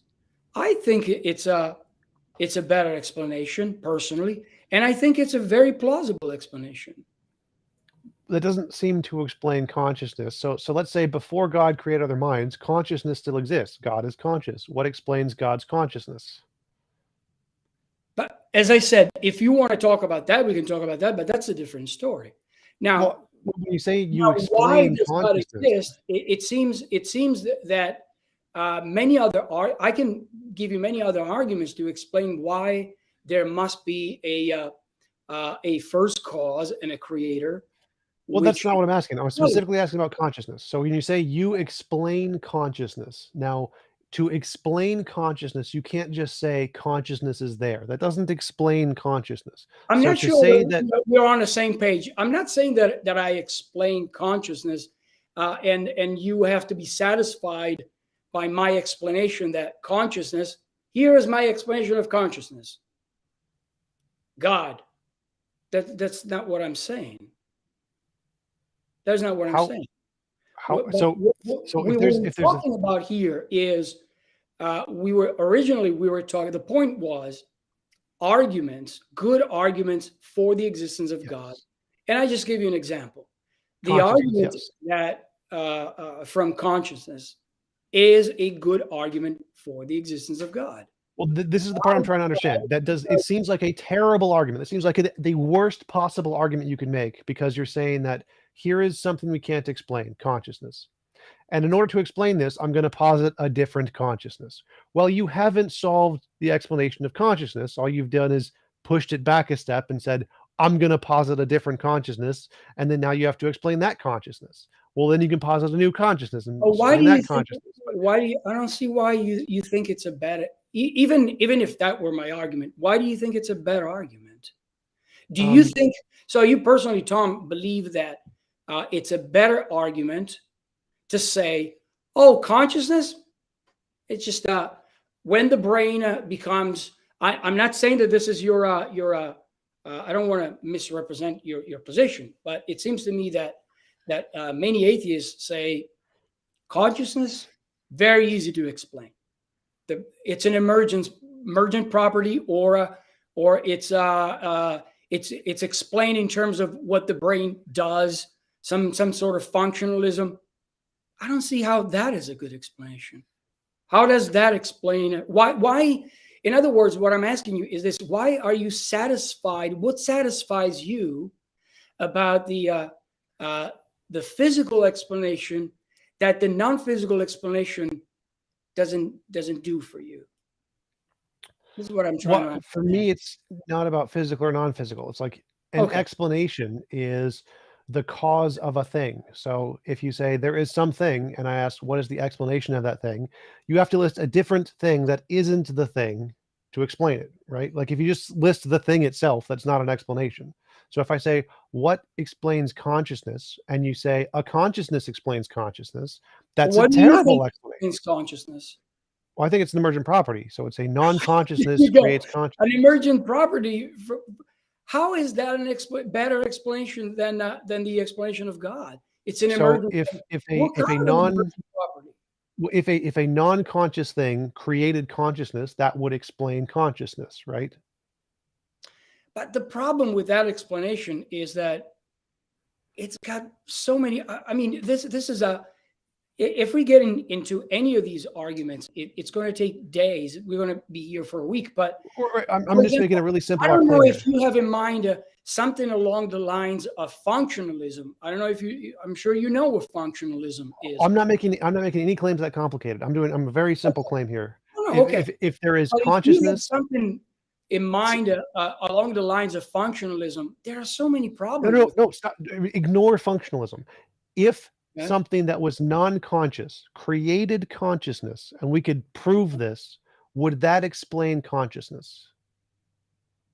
Well, it depends what you mean by explaining. What kind of explanation do you what do you mean by explanation? What are you looking for as an explanation?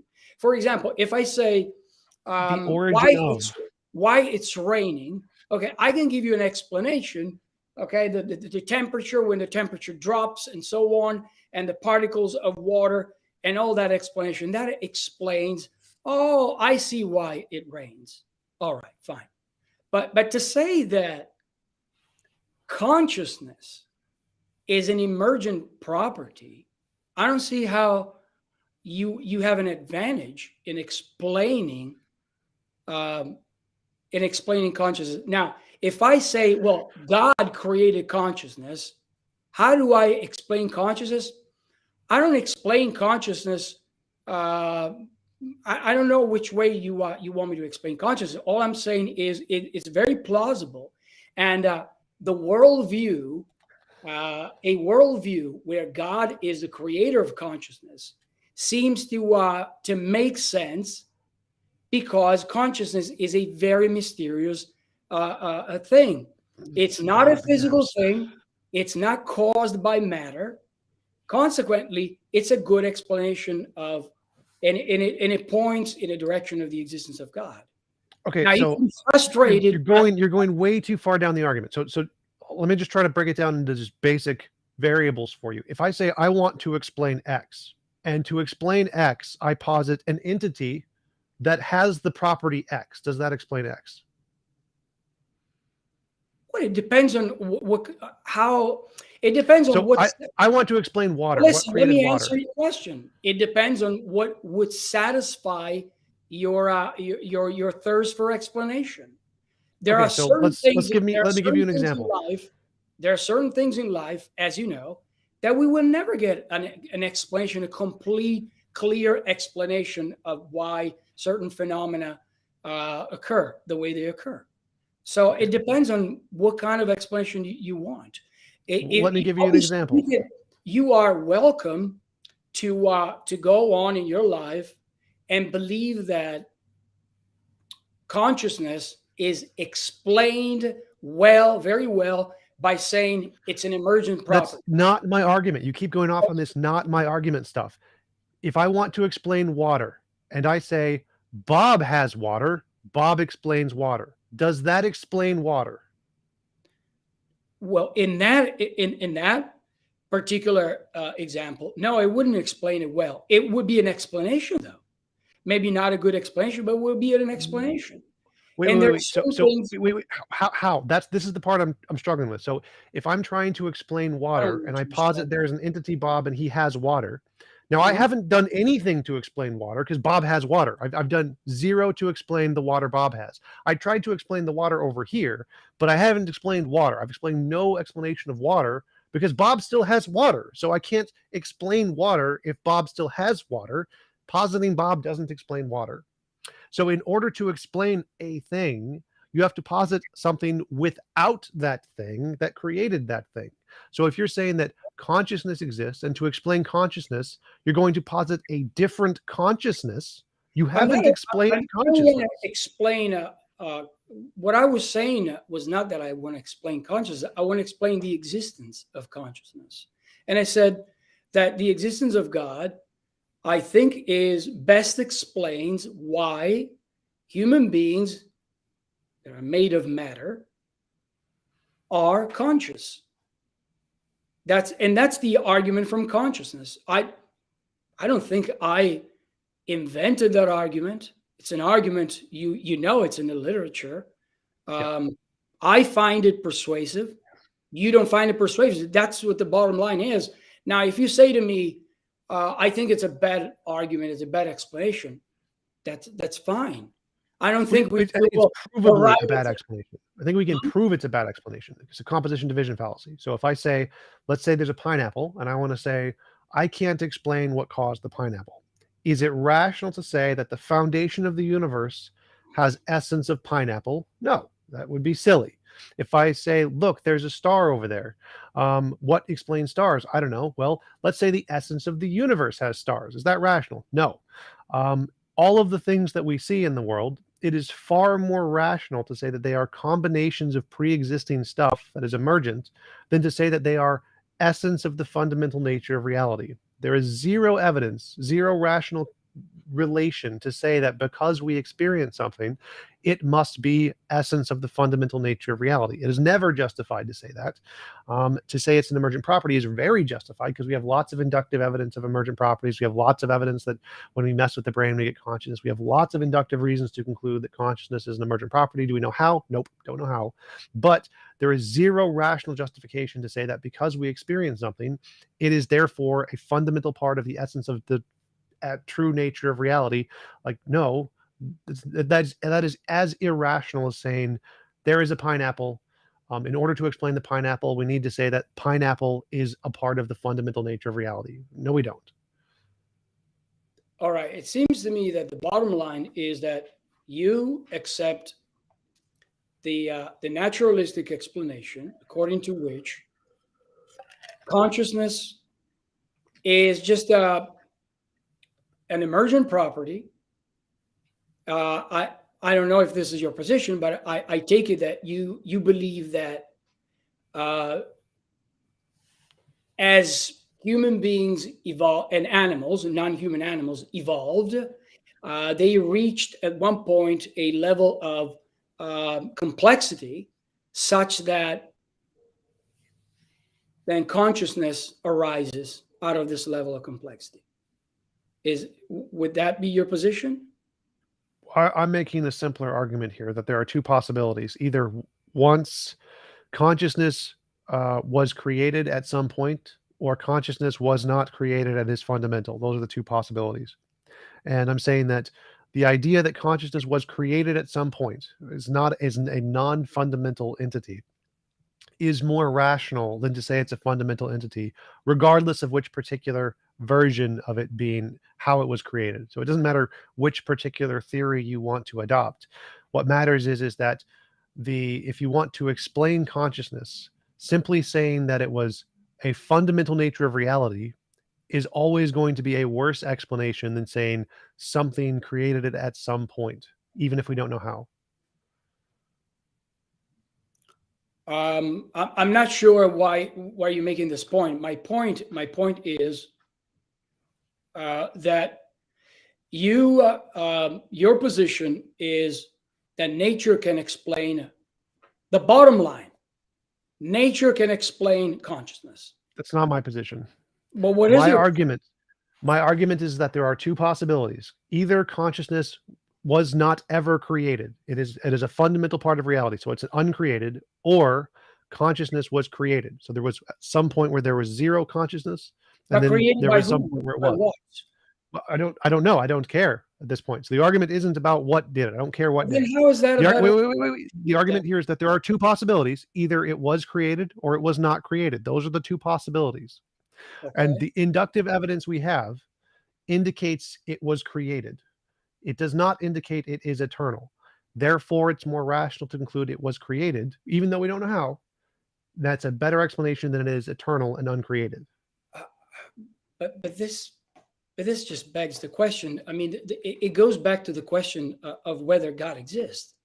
So you're saying, by saying that we have evidence that consciousness is not eternal, in a way you're saying we have evidence that God doesn't exist, which is the very thing that you're trying to prove.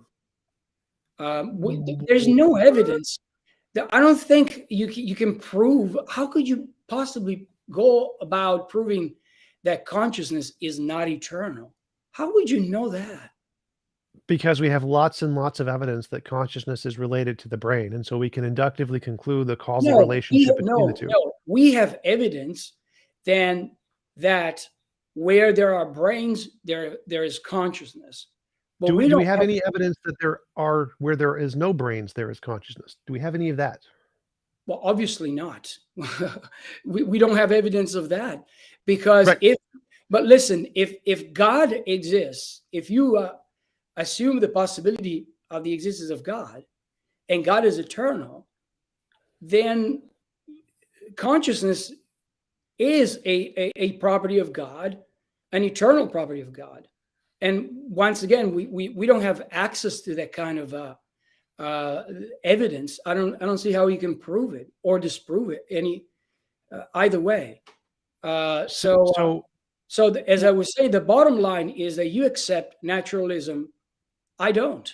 No, I never said anything about naturalism here. So listen, let me give you another example. Even if you don't mention the noun naturalism, that's what it boils down to.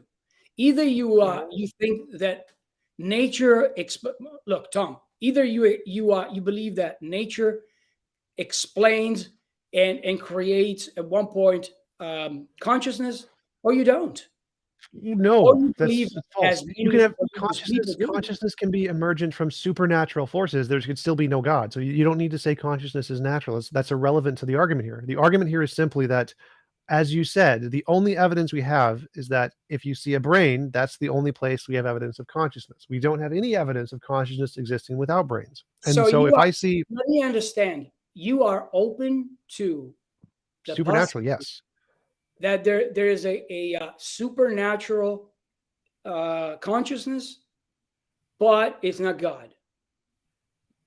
Well, I'm open to the possibility of supernatural things which are both conscious and not conscious. So there could be a supernatural realm that is not conscious, and it could create consciousness. I'm open to both of those things, but my argument here isn't for naturalism. That's not the point. It's irrelevant. The point here is that... But that's totally fine to me. If you want to believe that, that's fine. I think that before the best explanation to me is that of intentionality, of consciousness, mental causation, and all the mental properties that we postulate in philosophy of mind. I think that the existence of God is a very plausible and a great model to explain why matter can't think. I don't see why. If you don't believe it, you don't believe it. But I don't see why, how you could possibly say that it's a bad explanation. I don't find it to be a bad explanation. It's a bad And explanation. again, just to stay focused, this was just an example that I gave you. Yes. Toward the idea that there are so many good arguments for the existence of God, and that as you refer to as the cumulative case, and I think that there are many good arguments. Now you think you can destroy all these arguments? Yes.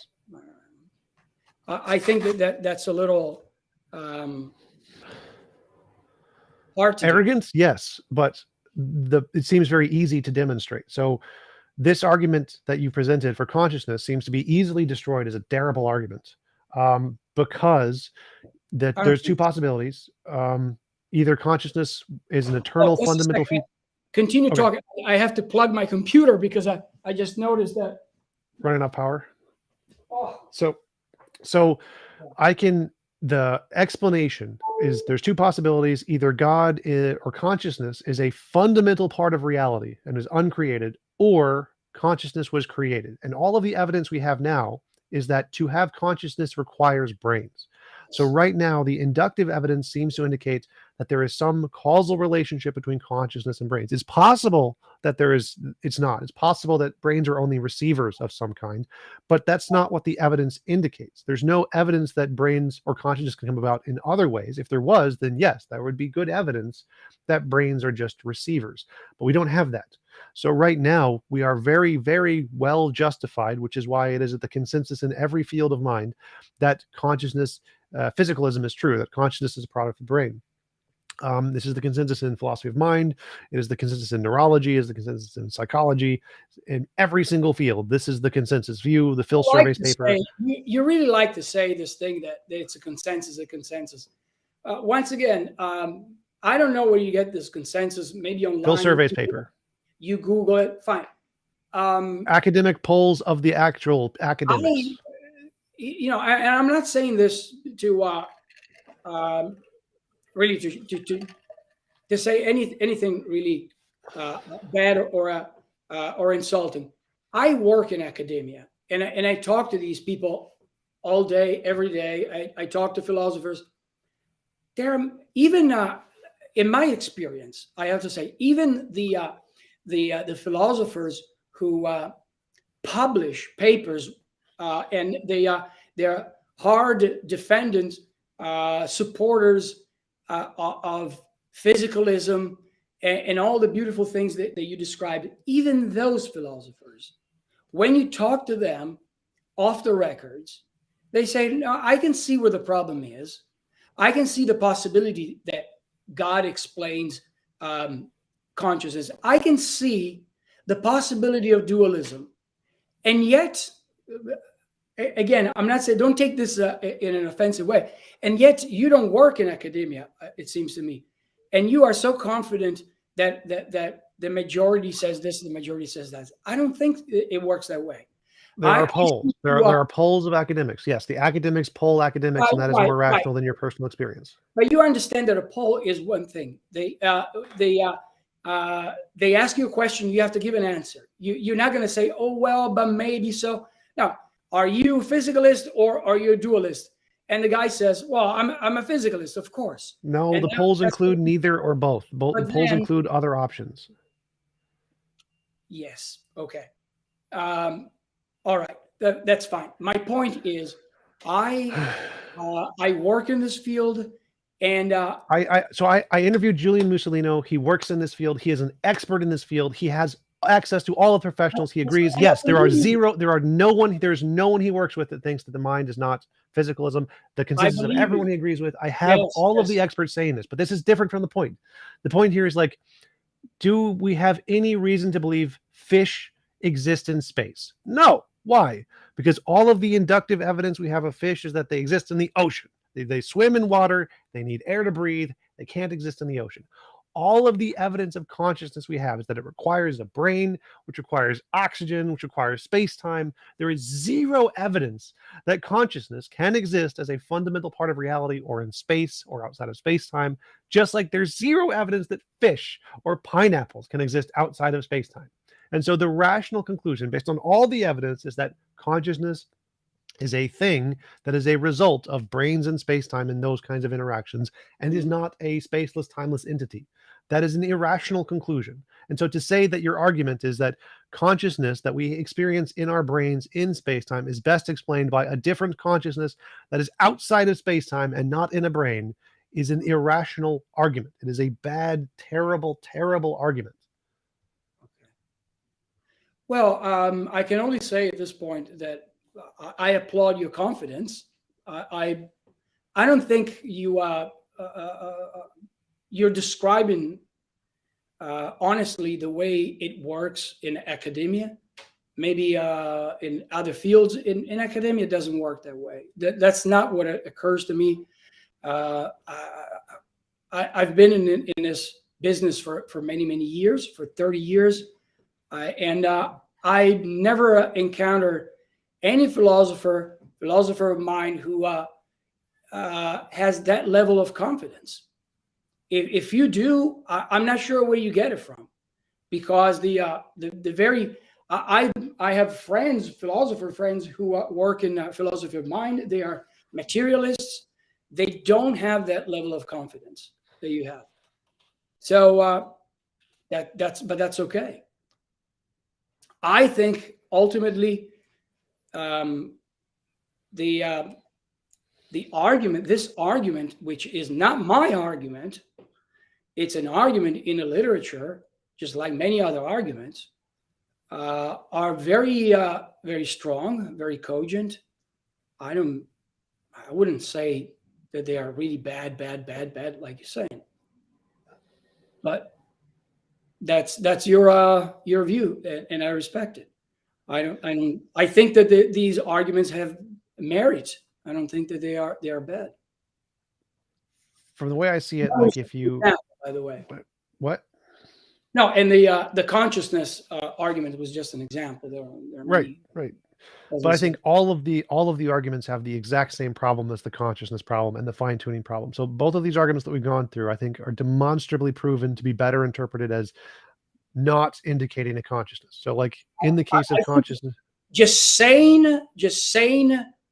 that they are better explanation than other arguments, it doesn't make it true. Doesn't make it right. so. That's why I was going to continue to explain why before you interrupted. So in the case of consciousness, seems more rational to conclude that consciousness is a result of brains and a result of space-time or interactions of these things.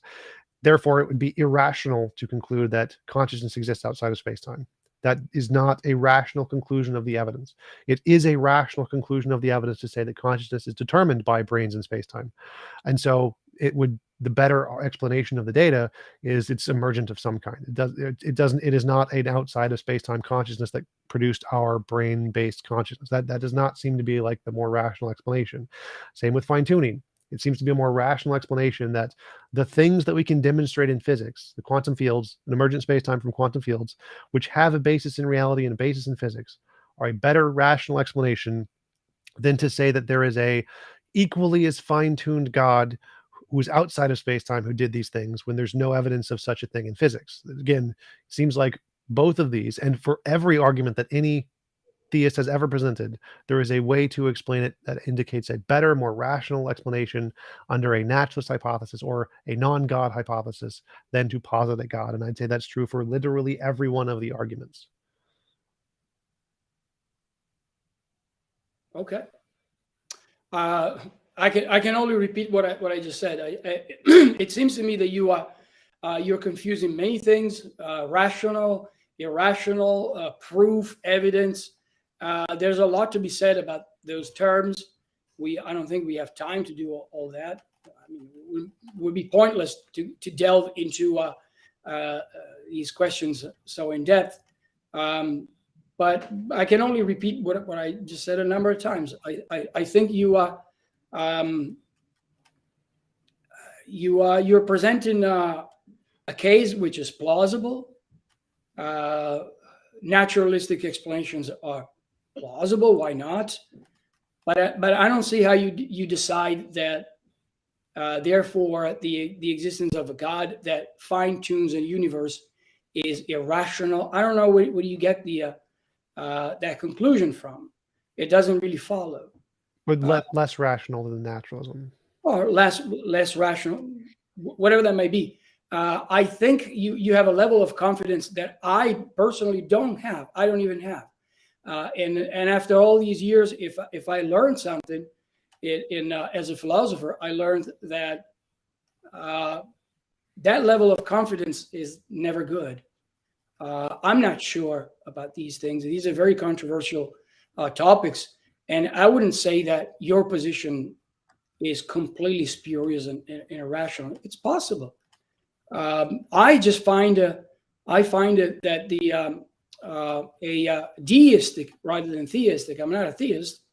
The deistic explanation, once you postulate the existence of a God as a mind, you have all sorts of I don't want to use that word, but I have to use it. Better explanations in terms of it fits better in with the data that we observe in the world. That is what I believe, and that's what I think the physical evidence, the scientific evidence point to.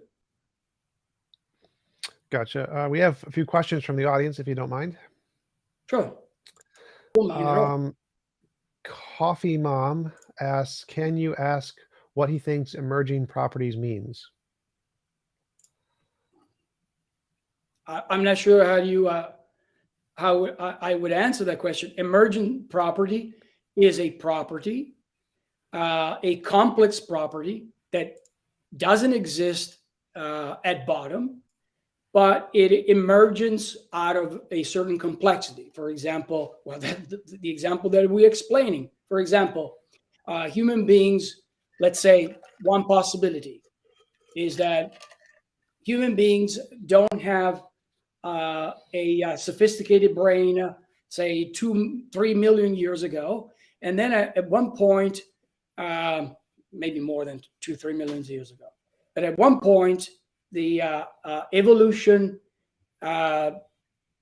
makes the brain, causes the brain to hit a specific structure such that a property, a new property emerges from the complexity. Okay, there are many properties, emerging properties, or another example might be hardness. Okay, a table might be hard, and that some people might say that's an emergent property. That's the explanation. So I'm not sure what this person is looking for. If you, yes, I think that was it. You can Google it. Google is very good. But that's what an emergent property is in philosophy. Then if you have another view, I don't know. I think that was what they were looking for. I think that was the perfect answer. Only Asking Questions asks, does he think that a person who is 95% sure consciousness is emergent would change their mind if they got one example of a non-emergent consciousness? I'm not sure I understand this question. Does he think that that a person who is 95% sure consciousness is emergent would change their mind if I'm not sure. Maybe you can help me, Tom. I don't know how to. Well, like if I was 95% sure God did not exist and then I met God, that would then change my confidence. I would then not be sure. So I think he's asking, like, does the level of confidence of an academic, being sure that there is consciousness or not consciousness, would they be willing to change their position if like a non-physical consciousness was proven or something? Well, you have an example in front of you.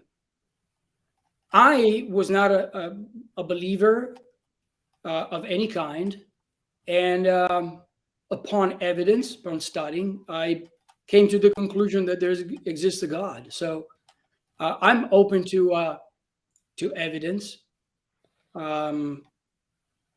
If you can show me evidence, good evidence that consciousness is completely an emergent property, or created by nature or by frogs or whatnot, I'm open to the evidence. That is the job of an honest philosopher. You don't begin with a certain worldview and then you try to find evidence to support your worldview. You rather you go where the evidence leads, and that's what happened to me in my life. That's why I wrote this book, because in a way, my book recounts my journey as a non-believer. I wouldn't say atheist, because I was always open to the possibility that there's no God, or that there might be a God. And on this journey, I came to the conclusion that there is a God. So long way to answer yes. I could be swayed either way if you present good evidence, what I think is good evidence. Gotcha. Next question is from Paul James. He asks, what is your beef with Lawrence Krauss? Well, Lawrence Krauss, my beef is that there are many beefs. Okay, the first one is he's an entertainer more than a physicist. He's a serious physicist. He's qualified. He's not an idiot. However, for one thing, I've watched some of his lectures and even debates, and I don't like the fact that he's very rude and very brash, very short with some people. No patience at all. Not willingness to embrace the other side of the conversation. In this case, would be the religious side of the conversation. The other problem that I have with Krauss is that as an educator, he was totally dishonest when he published his book, A Universe from Nothing, because what the book is and what the title is are two different things. And I'm going to leave it at that. I can elaborate if you want to, but I think he was very dishonest, and that was of course that was a publishing gimmick to sell more books, I'm sure. But what he means in the book is not a universe from nothing. I agree. I agree that he does not mean actual nothing when he says nothing. So I've also read that book, and yeah, he doesn't mean nothing. It's very confusing that He actually means a lot, not nothing. Yeah. All right. Only Asking Questions asks, how would he go about proving that God's consciousness is eternal? Again, the question is always boils down to the idea of proof, and I think I'm not saying that people don't I don't want to say people don't understand this, because a lot of people are, especially if they are asking these questions, they do understand. But what do you mean by evidence? What do you mean by proving? Now, the only way that you can prove something like that is to use arguments.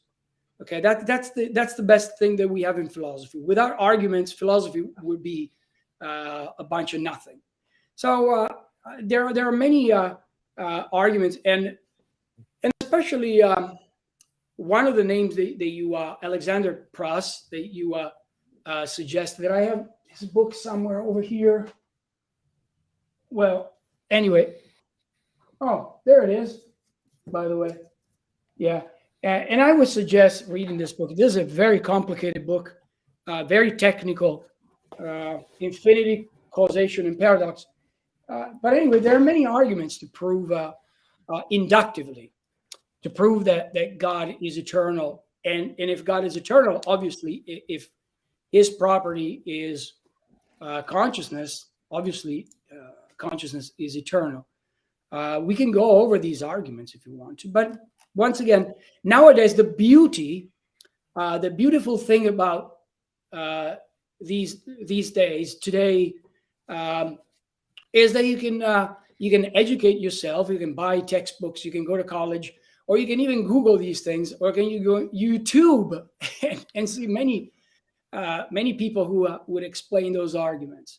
But I think that there are very good arguments, inductive arguments, to that demonstrate that there must be a first cause of the universe, and that first cause, there are other arguments. Some of the arguments, if you care to read my recent paper that I published, I think last year on this, there's a whole section on the paper where I explain why the creator of the universe cannot be as Tom pointed out, a quantum field or an unembodied mind. It must be a mind with a mind, with an intention, with free will. That's the answer. So there are many arguments. Now, if you're asking me, oh, but you have evidence, can you prove it to me? I'm not sure that I could prove it to you.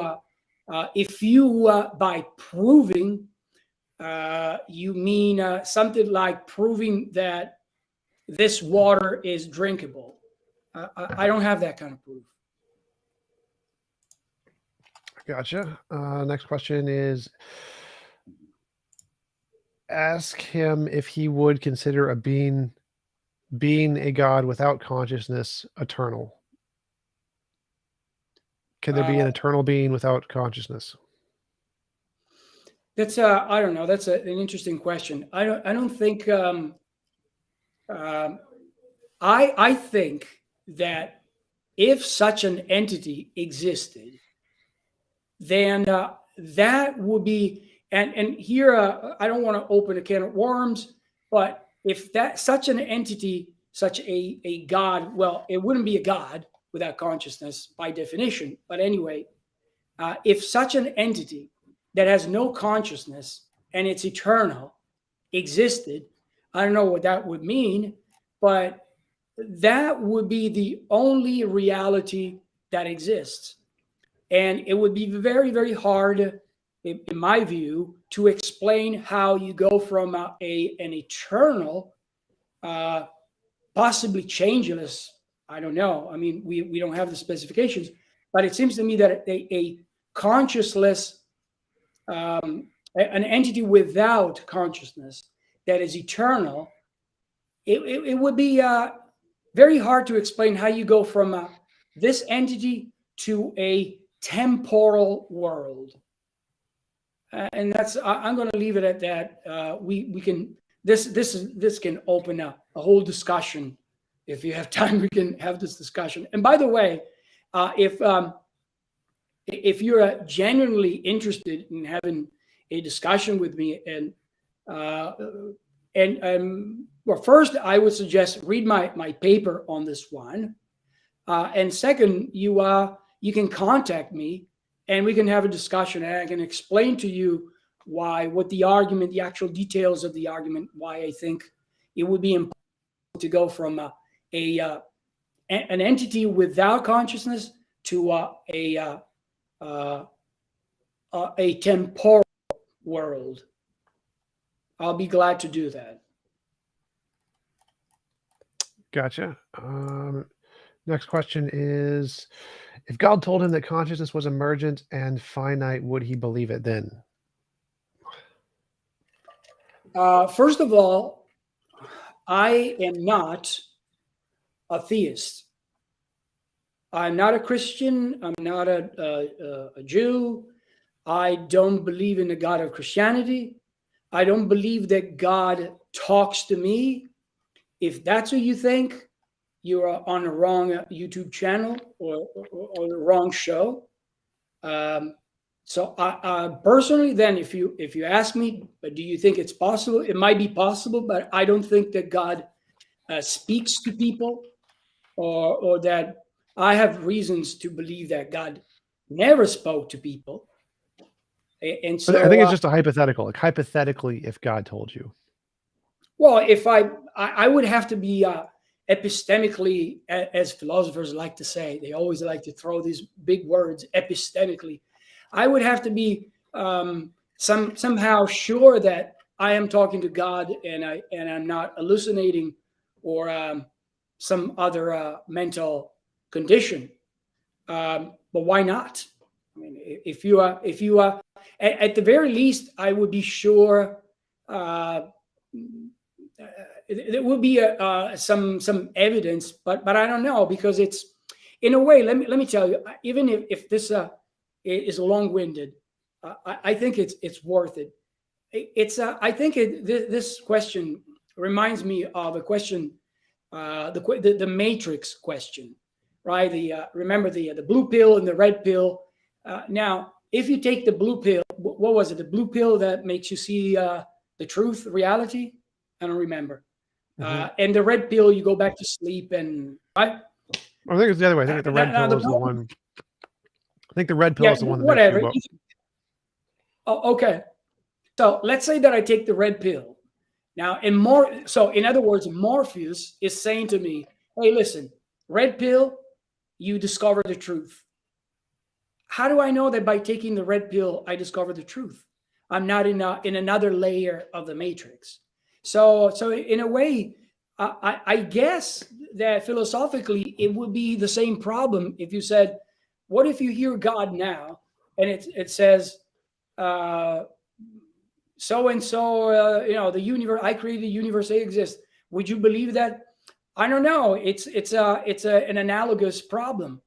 How would you know that you are in the matrix? By taking the red pill. And how do you know that the red pill is really makes you see reality for what it is? So it would be some kind of really a puzzle. I don't know. It's a good Gotcha. question. Carlos and Solo asks, what evidence can we look at to determine that consciousness is fundamental? Is there evidence of consciousness outside of brains? Well, if God exists, that's an example of consciousness without a brain. Now, as I said, there are many arguments for the existence of God. I think that the very notion that God exists is a plausible worldview. If you're an atheist, obviously you might disagree with me, but I think that there's no. You might think that Descartes, reading Descartes today is silly. I don't think so. Go read Descartes and tell me why it is impossible that consciousness would exist without a body. I think that argument is still good. Still a good argument. There's no reason to believe that consciousness must be embodied in some matter. Gotcha. Next question is from Only Asking Questions. What would convince you that God does not exist? As I said before, first of all, I am not a theist, so I'm not a religious person. If you show me some good evidence that God doesn't exist, I don't have a invested. I have not invested my life in worshiping a deity or anything like that. So good arguments would probably make me change my mind. The same way that I studied all the arguments. So if you want to know a little bit about me, I've been studying philosophy for now going to 35 years, believe it or not. Okay, and one thing that attracted me to philosophy was precisely the existence of God. And so I've been reading and thinking about this question for many, many years. I have studied all the possible arguments, anything that was written by atheists, obviously academic papers, books, academic papers.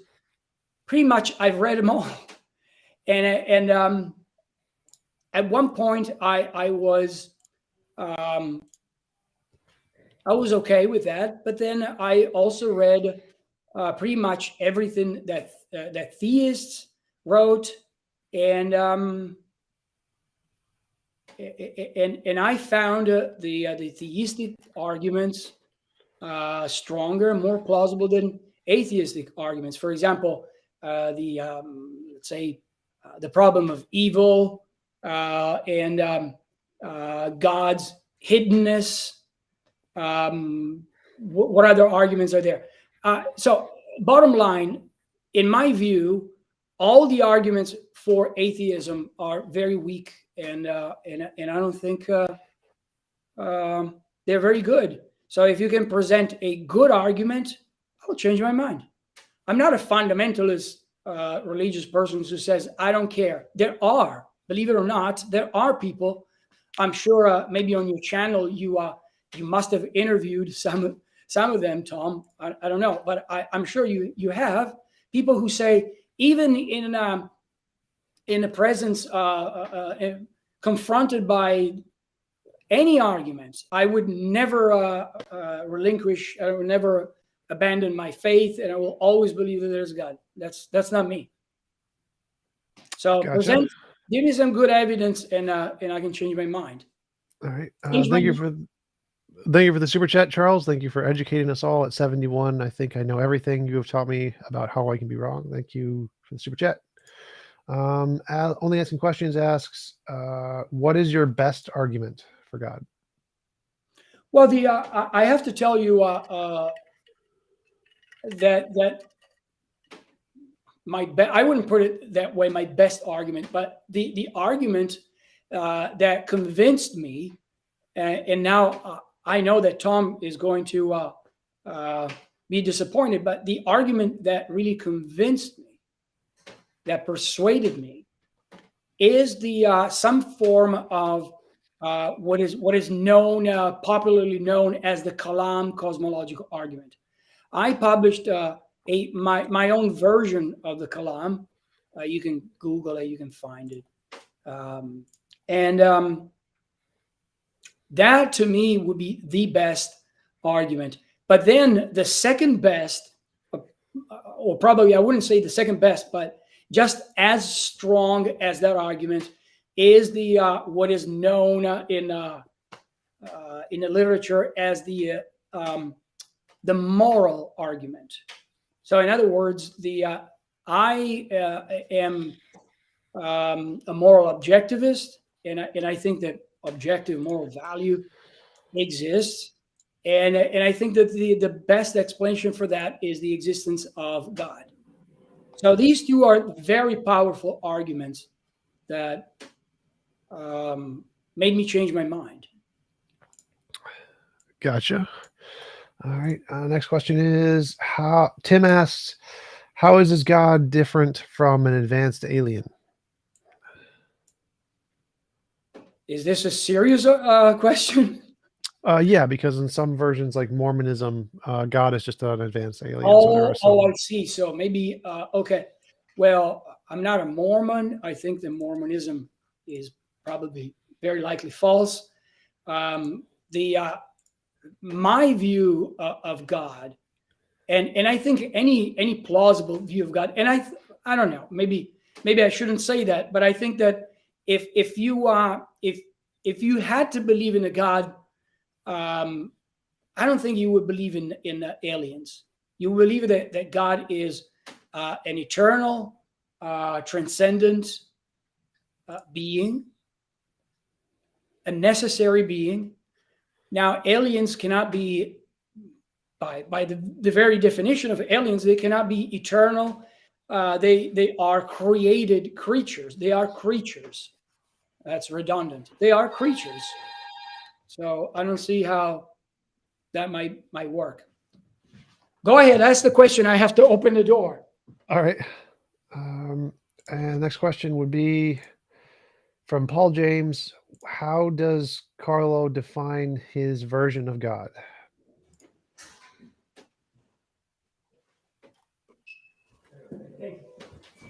Oh, sorry.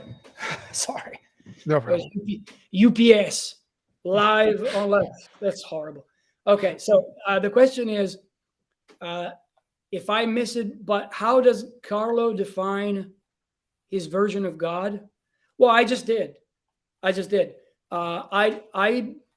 So what I argue, if you want to read my book, you can read my book. That I explain what I mean by God. But if you don't want to read the book, I'll give you the free version, which is I am not a theist. I'm not a religious person. I have reasons to believe that religions, most religions, all religions are false. For example, there's no scriptures or anything or revelations, that sort of thing, or miracles. I don't believe in those things. I have reasons to believe that they're false. So my definition of God is, as I said earlier, a transcendent being, an intelligence, okay, and this being is necessary. Now, again, if you were interested in the arguments, there are many arguments why there must be a necessary being. You can go back to Aristotle and the unmoved mover. I agree with Aristotle that there must be an unmoved mover. That would be God. That's my idea of God. However, I don't think that knowledge of God comes from revelations. I don't think that God has a special relationship with any human. I don't think that God punishes people by sending them to hell or heaven. That's my pretty much my view of God. Well, like I think he's asking about typically the properties of God: omniscient, omnibenevolence, omnipotence. Well, you see, in my view, for example, take the omnipotence. Okay, omnipotence is a strange property because, for example, there are things that even God cannot do. It's just impossible for God to do. For example, can God create a necessary being? Well, that would be impossible because if he creates something, well, that being is not necessary. It's created. So it would be contradictory. Can God create another God? No, that would be impossible. So the difference between my view and the, for example, the Christian view or many theistic views is that, which, by the way, I have to say, even among theists, as you know, there's a lot of discussions on the properties of God. But I am not invested in that property to defend it to the point of saying that God can do whatever he wants. For example, Rene Descartes said in the meditations that it would be impossible to have mountains without valleys. Okay, if there's a mountain, there's a valley. Okay, but then he says, believe it or not, Descartes says this, but God could do it. I don't know how. I don't think so. But I do believe that God must be powerful. How powerful? Well, powerful enough, obviously, to create the universe out of nothing and organize the universe the way we see it. What about omniscient? Well, omniscience is a very, very complicated story. I dedicate a chapter in my book about that because omniscience, there are levels of omniscience. For example, if you believe that God is exists in time, then it would seem to be impossible for God to know the future, which is a restriction on the definition of omniscience. What do I believe about omniscience? I believe that God knows a lot. On that matter, it's a complicated matter. I can change my mind, but for now, I think that God is outside time. He doesn't exist in time, and therefore, he's omniscient in that sense. But even that position has many problems. I don't think we need to go into it. And so I agree with the classical attributes of God, but there's a lot to be said about it. That's what I think. Gotcha. And the last question was, can God commit suicide? It's somewhere on there. I lost it. But does God have the ability to destroy himself? That's one of those questions, like whether God is able to create a stone so heavy. I don't think it's possible for God to commit suicide, so to speak. Considering the fact that he's if there is a God, as I think there is, God is an unembodied mind. I don't see how you could commit suicide. Now, if you say, can the mind of God destroy itself? I don't see how he could do it. But furthermore, I don't see why he would do it. So it's a very interesting question. Why would God destroy himself? But I don't think it's possible. Now, if you respond to me, if you say, well, you see, then God is not omnipotent, that doesn't bother me. That's Gotcha. okay. All right. So we've been going for about 2.5 hours. Really appreciate you coming on. It was a great Really? conversation. 2.5 hours. Yeah. Do you want to give any links or references where people can find more about your book and your work? Right. So my book, this is my book, Deism. The best way to find it is just Google it. If you Google my name, you get my books. A lot of the things that you will get if you Google my name are in ethics, especially animal ethics. I worked in animal ethics. The book was published by Academica Press. This book here, you can find it on Amazon. Possibly you could, if you are a student, maybe, or I hope my publisher doesn't hear me now, but possibly if you're a student or anywhere involved in education, you work for an educational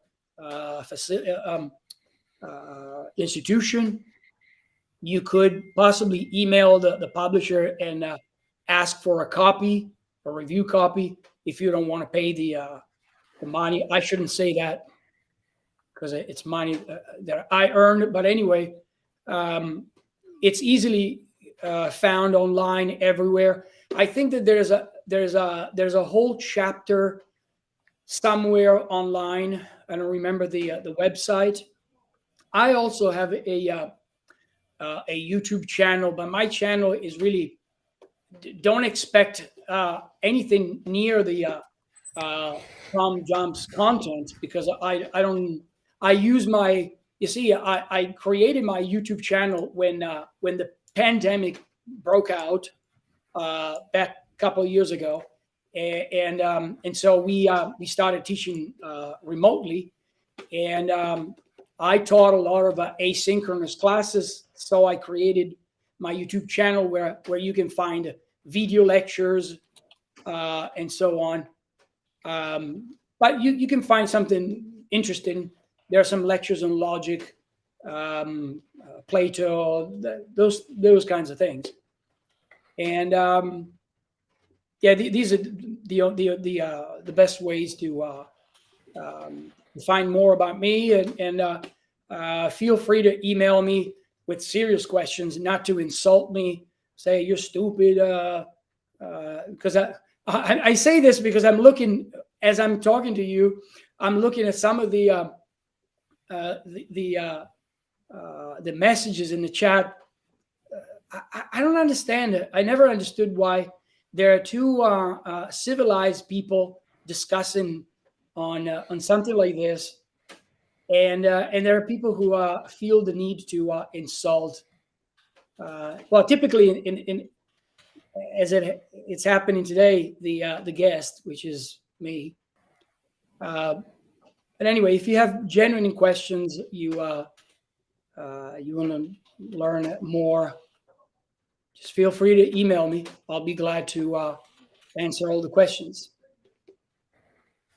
Awesome. Thanks. I really appreciate it. Oh, it's great having you on. It was a great conversation. Love to have you back sometime. Talk about the Kalam potentially and the moral argument.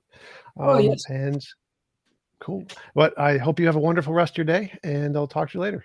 Same to you. Thank you. Thank you. And thank you, everybody.